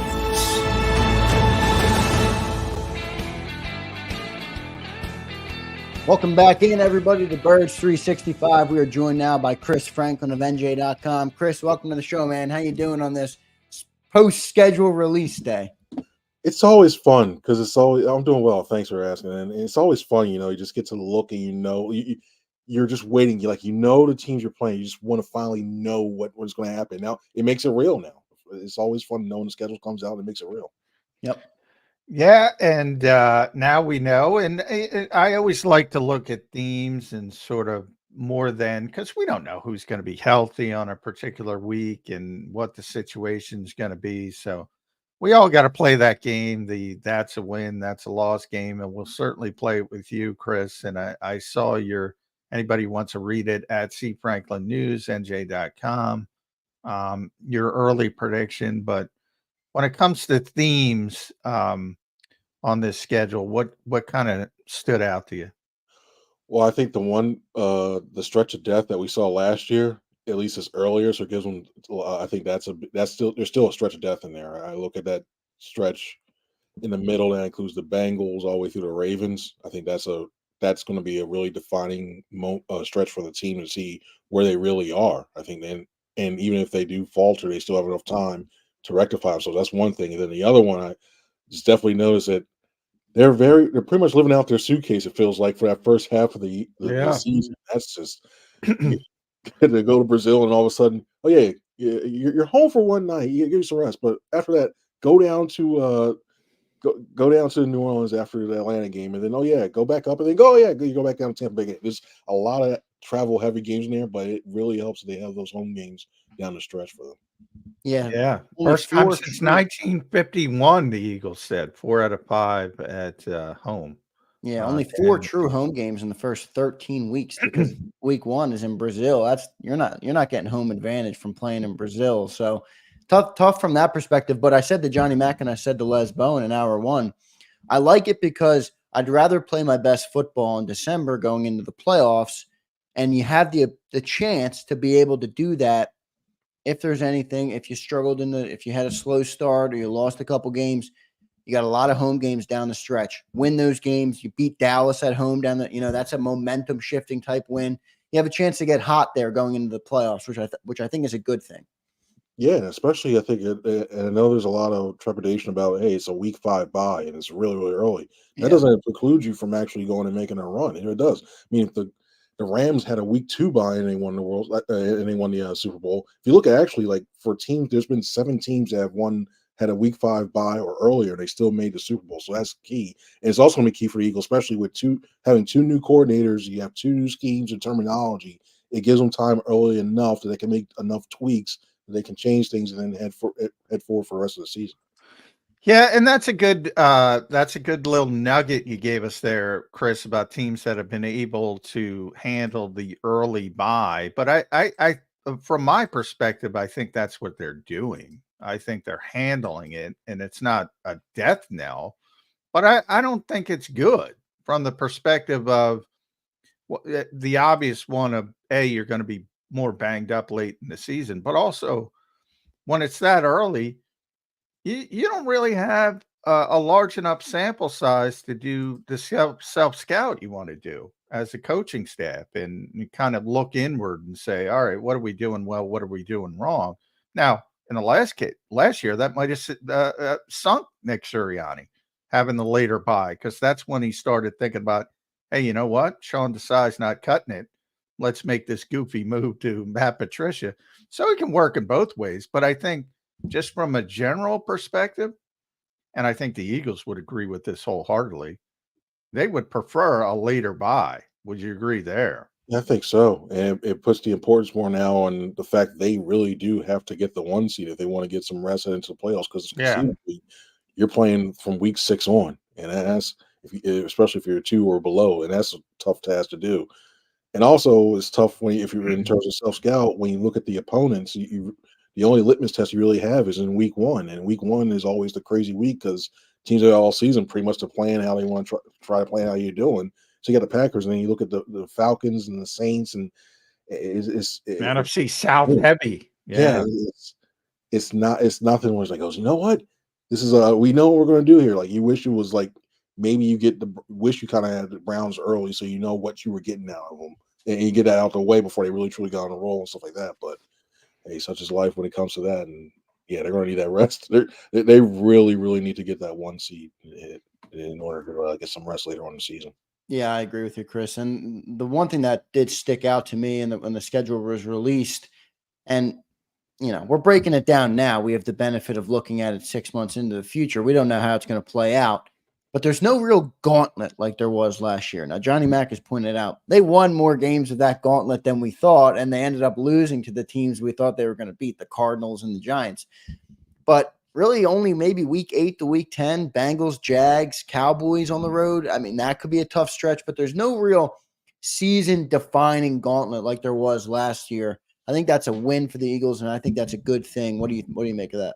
I really think there is one, and between starting with the Bengals and through the Ravens, because it's the way the thing set up. I know it's the Rams. It was like, oh, how they beat the Rams. You look at that one. That's included. Everybody thinks because they beat the Rams. The Rams are they're the good. Rams are a good team. Yeah, and they're probably a year ahead of schedule. Yeah, and there's some pitfalls along the way, like the whole fact where you have to go down. They have to go down to an area, stadium, especially the Cowboys, where they've had struggle with mightily, and then come back on a short week against a team that's had success on the Commanders that's had success at Lincoln Financial Field.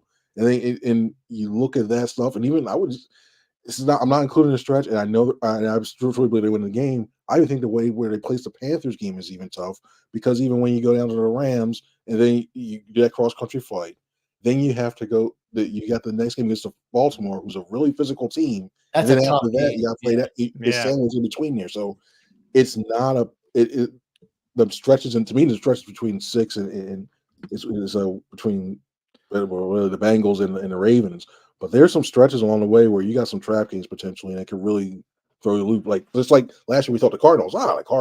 Granted, the Eagles were in free fall, but we thought, the Cardinals are in the middle of that, and look what happened too. So exactly. So you never know. What I do think though, when we looked at last year, and it was Dallas bookending the really difficult stretch. The first game was here, and then it was Kansas City. Then it was the bye week. Then it was Kansas City coming out of the bye, Buffalo, and then it was San Francisco, Dallas, and obviously they fell apart in the last two. The difference this year, I think, there's at least a little bit of a lull between the really good teams, or at least the teams we think that are going to be good. And that to me would be Green Bay, which is week 1. I think they're a good ascending team. I think Cleveland's going to be good, and that's week 6. Not that, I think New Orleans is going to beat them. Tampa beat them last year in the playoffs, but I think those teams have some issues. I think Cincinnati's going to be good. That's week 8. I think Dallas is always an issue. That's week 10. The Rams and Ravens are probably the back-to-back toughest stretch, 12 and 13. But then you got the Panthers, as you mentioned, Cowboys week 17. So I think you have respites where you got to handle your business. This is the NFL, but there's no real Dallas, Kansas City, Buffalo, San Francisco, Dallas, punch in the face every week type of stretch. I think that stretch was brutal. I don't see the brutal stretch on this schedule, which I think is good. Which is this weird, like, come think of it, when you look back at last year, it's like, how the heck did they beat them in Kansas City? I know. And they beat Kansas City and Buffalo. I know, back to back. I mean, yeah. It's like, what the heck is that? And I definitely see your point when it comes to that spacing. I just look at it, it's like, I think they got a lot of, and it doesn't help that they go to a lot of places where historically they struggled at too. Yeah, they've never won in Cincinnati, by the way. I think. I'm not positive. Yeah, 0-4-1. I think they're 0-4-1 out there. It's either gonna be, it feels like it's like, all right, we're either going to watch a tie or we're going to watch a loss, which is like, oh great, here we go on that one too. I'm tired of seeing ties with Cincinnati, but it also like, yeah, that's another thing I didn't even think I forgot about too. Like we all knew the opponents before it came out, but the fact they have to go to a lot of places where they struggled at. We mentioned Cincinnati and Dallas. The Superdome has not been very kind. Yes, Superdome, very difficult place to play. Very loud. Zander's basically writing off the Saints. I said, be careful with the Saints. The Saints to me, it's that defense and the thing. And the Eagles' offense. This is not taking away the Eagles' offense is going to be good this year. I really think they're going to be potent. I think they're going to be a top three offense again. It's one of those things where it's just the dome, the loudness in there, and effectively communicate because it's going to be a lot of silent count.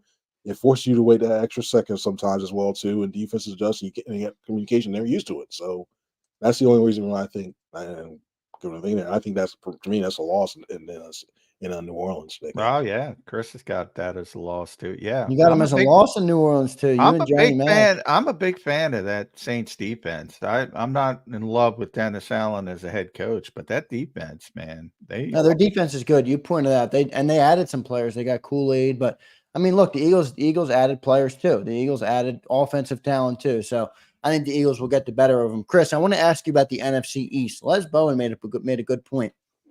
Eagles have 6 games penciled in every year versus the NFC East.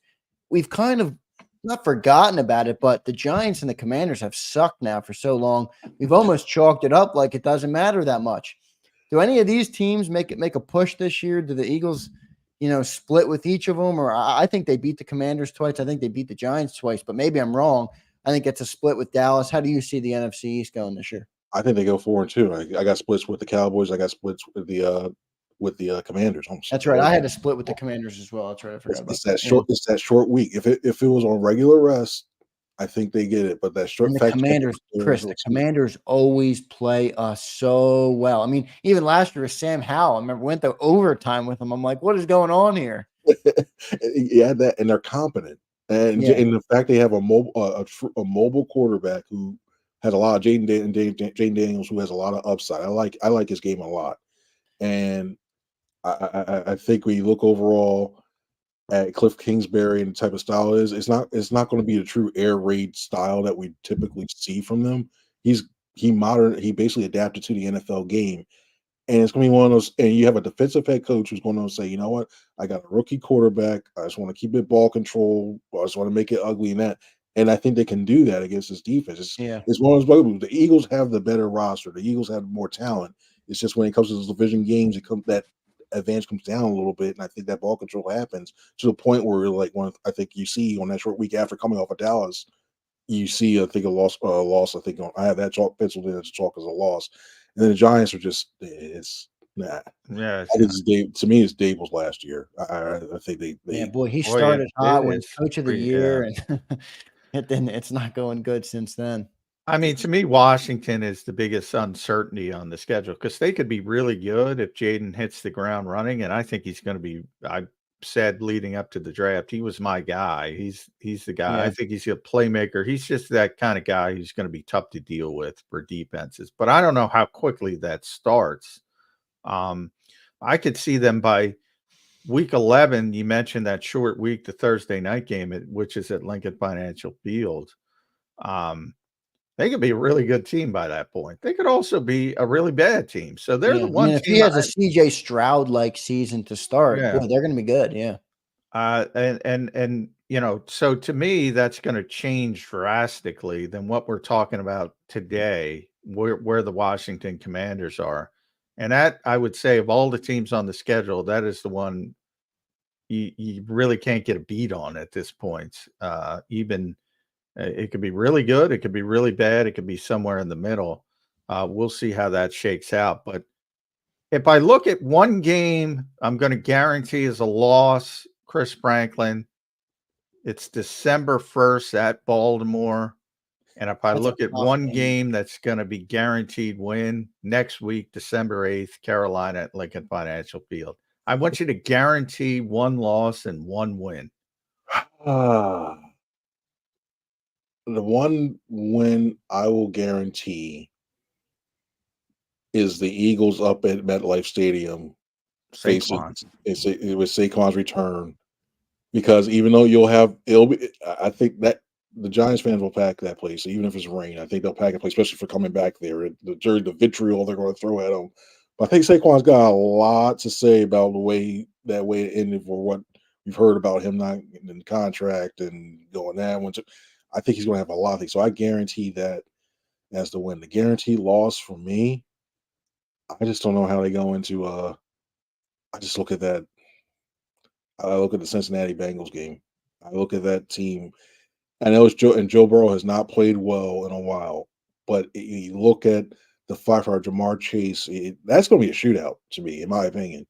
And with these Eagles-Bengals games, it's either going to be it's going to be entertaining, it's a shootout, or it's going to be one of some of the ugliest football we see. It just seems to happen when these teams get at, and you're going to Cincinnati, place never won. And I just look at a place in that one and think, you know what? Yeah, I think that's the one that it is in. The Baltimore game is going to be, to me, the Baltimore game is going to be probably is one of the top 3 and most entertaining games we're going to watch this season in terms of the Eagles schedule. I think it's one of those things where it's just at the end, and you got Justin Tucker. The Eagles better have the last possession. If it's tied, they better have the last possession. That's good. Well, both teams. I mean, Jake is the closest thing, at least he was last year, to Justin Tucker. But yeah, I talk about Justin all the time. I still remember watching him in practice when they were here, Chris. I'm sure you do as well. It was like, yeah, it's rare you want to go watch a kicker, but the ball comes off his foot. It's like a shotgun. And it's so high and so majestic. And what do the two teams have in common? They both have a brown. When it comes to Tyler and Randy. Tyler and Randy, they both have a brown, and you see the effect that they've had in the kicking game for both teams. You really do, and yeah, there's something to it. Maybe like in horse racing, you have the certain trainers that do really well. Well, when they do it legally and not injecting things. When you have them there too, until you have a really good trainer, like okay, let's say there's something in the Brown household where it's just when it comes to the kickers, they know what they're doing. When I talk about that Baltimore game, whether they win or lose in Los Angeles, and I think they have a chance to lose that game as well. Remember what happened?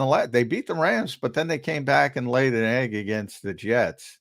That travel is difficult. Even if you manage to persevere, the next week's going to be difficult. And the next week this year, you got Baltimore, which is, Yeah, to me, that's my guaranteed loss too. Is if I had to pick a guaranteed loss, I got that Baltimore game is just tough. It's a tough team. It's a tough opponent, tough defense. It's a tough spot. Now, for my guaranteed win, I think I don't want to cop out like you two and pick the two dusty teams, the Giants and the Panthers. I'm going to go Tampa. I think the Eagles get their revenge game. I think they come out and they're like, you guys are Carolina is easy, but that's why I'm guaranteeing it. I mean, that's why. That's part of the reason. I'm putting it out there, and I could be wrong, but that's all right. Dusty team. I'm sorry. Dusty team. Well, that's the point. The guarantee is 100%. You can't guarantee. Tampa's too good. I can't guarantee it, but I'm going to go out on a limb and say it and stick by the birds and say they're going to get the revenge on the Tampa Bucks. See, and even when it comes to that cross country, when it comes to the Rams, I think it's more for some reason. I don't know. I don't know why I want to. The offense, and I think Jalen Hurts' record, like MetLife, is like 1-3 now, 1-4 when it comes to the Giants and Jets. It's something about that stadium that it's not as good as what Yeah, it everybody is. hates playing there. Yeah, Shitty turf. it's And a everything. terrible when are they stadium. changing that for the soccer stuff? When is that? I want to say it's 2026. It's 2026 Yeah, is the so World it's a Cup again. while. So it's like, Yeah. So and it's like, well, in the talk of we may take it back off. We don't know. Like, don't be cheap. Just you guys are making money handle for. We see a new revenue streams on Netflix and everything else. You have the money. Just keep it there. I don't keep it the upkeep. Or use a tarp, whatever. Or you can do. There's so many ways I can keep upkeep. It's that. amazing. It's amazing that they won't change that. Everybody hates playing there, and they won't change it. It's abysmal. I feel bad for the Giants. They got to play on it all the time, and the Jets. Yeah. Good old Woody and good old Johnny. It was like one of the things like, come on, guys. You have, it's not like it's just one thing. You got two owners. Two owners can fix that turf. Two. Yeah. Can't do that. Can't do that at all. I don't. But yeah, that should be an NJ.com expose. You should pitch that. Why the hell? Brookover did something on that. I want to say like a couple years ago about the turf.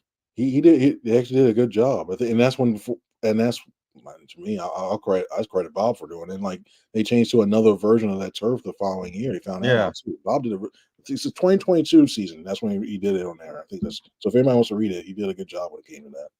Yeah. Chris, I'm hearing a lot of loss coming from you. Did you do it? Did you play the win-loss game over there?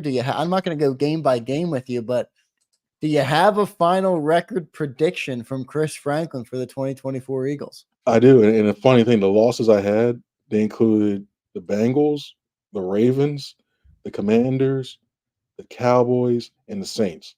But those were the 5 I had. I have them going 12-5. 12-5. That's solid. That's solid. I had 11-6. Zander had 13-4. So we're all in the same realm. I have him beating the Bengals. I think that's the Jalen Hurts game this year.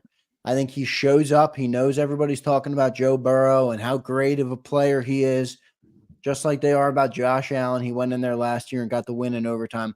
I think that's the Jalen Hurts game, and I think the Eagles have a good game in Cincinnati, and I think they get the win. It's going to be a tough one. But if I'm forced to pick, that's going to be my pick right now. And I think we're looking. It's going to be uncomfortable. Week 17, week 18, those final 2 games. The final one, I think that when it comes to Cowboys, the final Cowboys game, I think that's the one that gives them the tiebreaker. That last week, I think it's going to be a high scoreboard. That's good that they're going to be playing. So both teams will be forced to play. We've had too many of those Eagles Cowboys games over the years. I'll tell you what. There's actually a lot hinging on that game. If you think about it, if the Eagles win that game, it's a big momentum shift before the playoffs.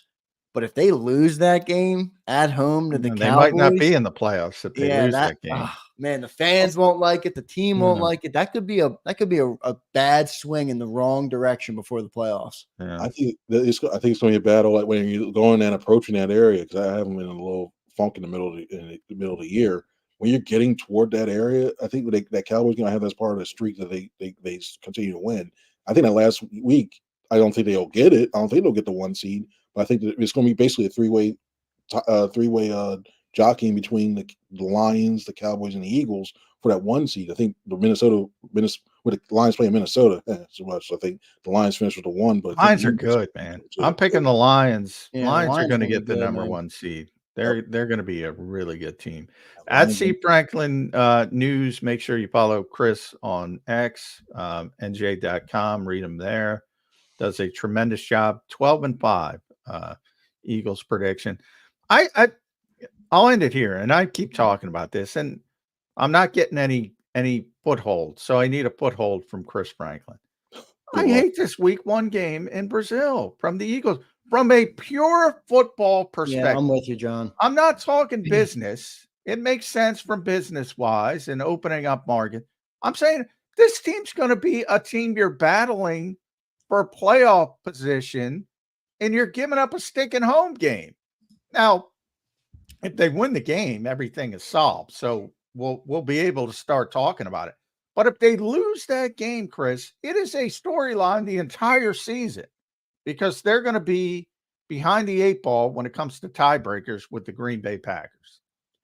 Yeah, the thing when they made this thing, and that was the reason why I really thought the Browns made the most sense to send them down to Brazil, because I thought it was an interconference, and it it was an inter-conference game, whereas it doesn't have as much impact if there's a tiebreaker. To me, the Packers could be one of those things where we're talking about if the Eagles lose the Cowboys late in the season, it's one of those things where are they a 5 seed or a 6 seed? It could come down to that, and that can, depending on matchup, that can be a big thing on top of that.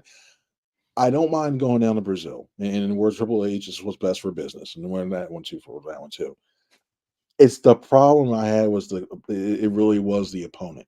Yeah, you don't send, and we never even Ravens, Eagles, Ravens. I know the gate wise, you're like, well, you got the Eagles fans traveling down there. It'll be a good gate no matter what. Baltimore has a good crowd anyway, but at least if you did that, that would make a lot more sense to send them down there instead of having another NFC team. And it's just, I just don't understand why. I know you want the historic Packers things, and then if that whole thing about the jersey colors is true, which I'm working on that one, trying to find. Nobody's wearing green. Yeah, I'm trying to reach out down there. It's fun trying to reach somebody and talk about that. That actually understand, because Portuguese is not the native language. Portuguese is not, not one of my top 5 languages at this point.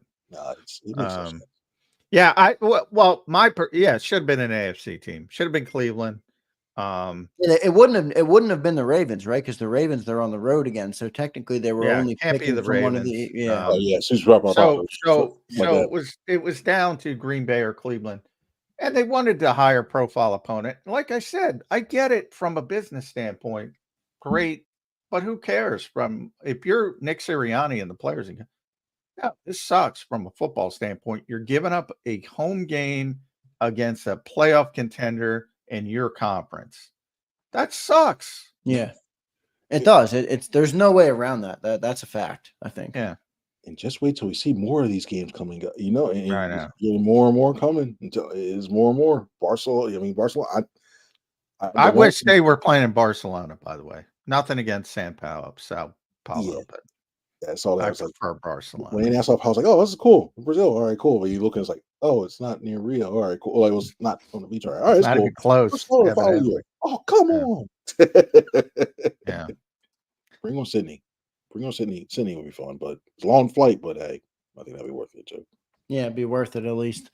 All right, Chris Franklin, thanks for joining the show, man. Make sure you guys read Chris Franklin on NJ.com and follow him on Twitter or X, whatever you want to call it, at C Franklin News. Chris, thanks for joining the show, man. We appreciate it. Thanks you guys for having me on. I appreciate it. Y'all have a good one now. Yeah, thanks, bud. Chris. There's Chris Franklin. Always does a great job. Does great work for NJ.com. 12-5, Johnny Mac. You had 11-6. I had 13-4. Yeah, I'm the negative one. Homer. I slanted a little homer. I'm the negative one. I'm always the negative one. Well, 11-6 is a negative. Still a good team. Yeah, still a good team. They're not going to be battling for the number 1 seed, but I don't. Now if they get off to a good start, though, this could be. We're going to have that. Nobody's going to believe it though, because they were 10-1 last year and they fell apart. But if they're 10-1 this year, man, they got a chance to do some special things, because that back end of the schedule shapes up very, very well for the Eagles. Very, very well. Yeah, it really does. I'm just thinking right now, I'm zooming ahead to, what would it be? November. Eagles at 6-6. Oh boy. Yeah, this city is on fire, Johnny Mac. This city would not be happy if they are. Oh, they're going to be calling for next job. It's going to be everything. They'll probably get beat pretty handily in Baltimore too. I would go further. I think it would be more than just the city that would be pissed off. I think Jeffrey Lurie would be pissed off. I really do. I'm sure he will be. They'll probably lose that game, pretty handily, as I said. And everybody will put a punctuation point on the season and the Nick Sirianni era, and then they're going to go bang, bang, bang, bang, bang, 5 in a row, make the playoffs, and then we'll see what they do in the playoffs. John, if the Eagles are, let's just say for a second they fall in between us. I have them 13-4. You have them 11-6. Let's just say they go Chris Franklin and they go 12-5. What's the 1 seed going to be? Yeah, 13. Probably 13, 14. You always got that. And you think it's the Lions? You think it's the Lions? I do think it's the Lions. I haven't looked at the Niners schedule, but I have a feeling the Niners are going to be damn good again too. Yeah, they're going to be very good.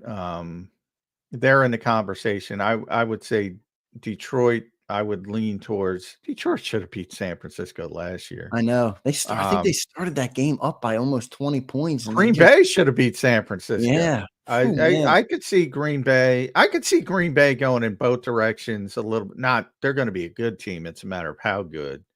And I think a lot depends on Jordan Love.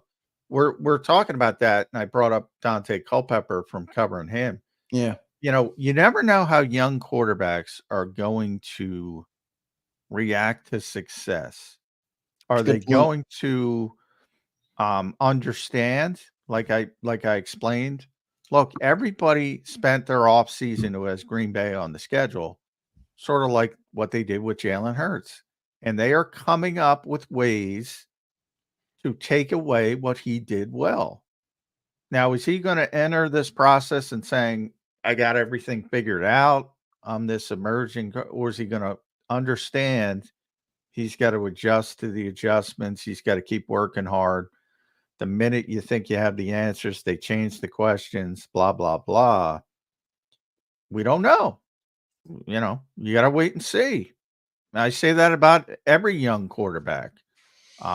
Even Patrick Mahomes, they made adjustments and he struggled for a little bit. Yeah. People forget. Now, Andy Reid also took away his best receiver, but yeah. Yeah. He struggled for a little bit. And we're going to skip our final timeout. We'll just take it to the top here to end out this Thursday edition of Birds 365. But I got to be honest, John, I'm a little nervous about our quarterback when you're talking about that. Well, just think back when after that Niners game, what did Nick Bosa say? He said, we laid out the blueprint for Jalen Hurts, whether he was right or wrong, or whether his belief is correct or incorrect. After that, we haven't seen Jalen Hurts do much of anything. They put up 9 points versus the Bucs in the playoffs. I mean, it was ugly from there on out. So, I'm curious to see how Jalen is going to respond to the league kind of learning his game and learning how to defend that +1 in the running game. It'll be interesting to see from our perspective too. Yeah. Jalen's in that same boat, and he's got to prove that, new offensive coordinator was brought in here to freshen up a stale offense. Let's be honest. That's about the quarterback. That's about getting the quarterback back to where he was before. I mean, yeah, he's who you pay the most money to. That's the guy you want going, Yeah. John, good show today. Any other? We got a minute or so left. Any other takeaways that we missed today from the schedule? One thing we didn't mention: we got a stress-free Christmas and a stress-free Thanksgiving. Yeah, well, that's nice. That the two Netflix games and Netflix paid. Now there were some rumors they were paying $150 for both, which was to me astronomical. So it turned out to be basically $150 for both, so $150 total, not $150 per. Yeah. But they got high-profile opponents and games, so yeah, a little bit of a break that the Eagles aren't playing on holidays because we kind of mentioned that yesterday. Even if you want to sit down and watch the team and everybody's okay with it, you still got to deal with everybody. You can't concentrate on the game. I think even fans don't like watching I mean, I know people love their Eagles, but for me, I grew up a fan. When the Eagles were on, that was all I was doing. That was all I was focused on. I was watching the Eagles. I was reading reactions. I'm focused on the game. When you're a fan, even, and they're playing on Christmas, you got Aunt Betty and Uncle Jim and all these people, and there's a lot of noise. I don't know. I've always been the guy. I want to hear what the announcers are saying. I want to watch the game. I want to see the replays. I want to see it all.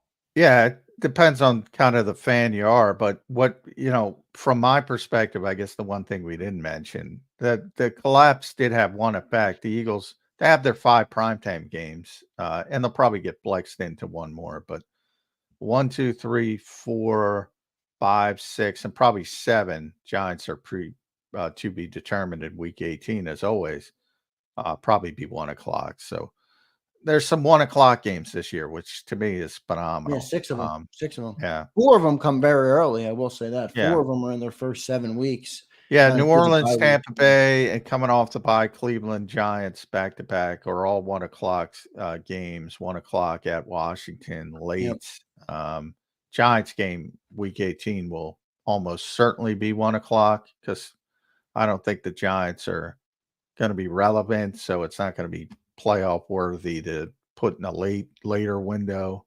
What's the flex candidate to you? I guess Cincinnati or Baltimore, maybe. Well, I don't think so. Those when you're scheduled at 4:25, that's an indication that those networks fought for those games. Right. They're not going to get rid of those games. It's easier to flex a 1 o'clock game. And most of their 4 o'clock games are 4:20. In fact, all of them are. I think Cincinnati's 4:25. 5 4:25 games. Dallas 4:25, Baltimore 4:25, Pittsburgh 4:25, Dallas 4:25. That's the national game. That's an indication that those particular networks for those particular weeks fought for those games, and they're probably not going to move them. Now, they can do whatever they want, but the more likely flex candidates are, believe it or not, those 1 o'clock games. And, maybe Washington's better than people expected. In week 16, maybe that gets flexed because you can flex all the way to week 17, I think now. So maybe that's the game. But those 4:25 games, they're going to be pretty locked in, I think.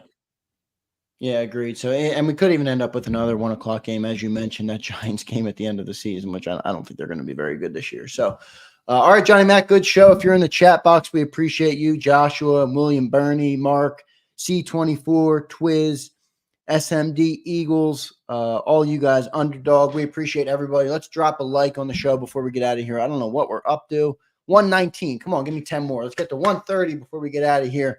I know you guys are in the chat. You can drop us a like. It's the best thing you can do to help us grow the show. Johnny Mac, good show today. We'll be back to wrap up the week tomorrow. Schedule's out. Now we're on to OTAs. OTAs are Monday, correct?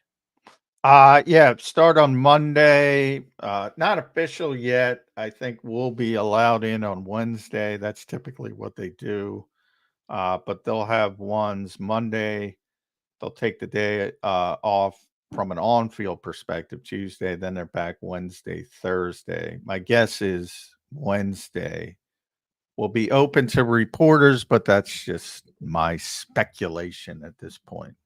So we'll see how it all plays out. OTAs next week. Off season's moving right along. We're in May. Before you know it, June will be done. July will be done. We'll be talking about training camp, preseason, and the NFL season will be here. Thanks, everybody, for tuning in today. Johnny Mac, thanks for your great input. As always, thanks to Les Bowen and Chris Franklin, our two guests today, who were tremendous. Thanks, everybody. We will catch you tomorrow on Birds 365. You've been listening to Birds 365, the destination for the passionate Eagles football fan who bleeds green.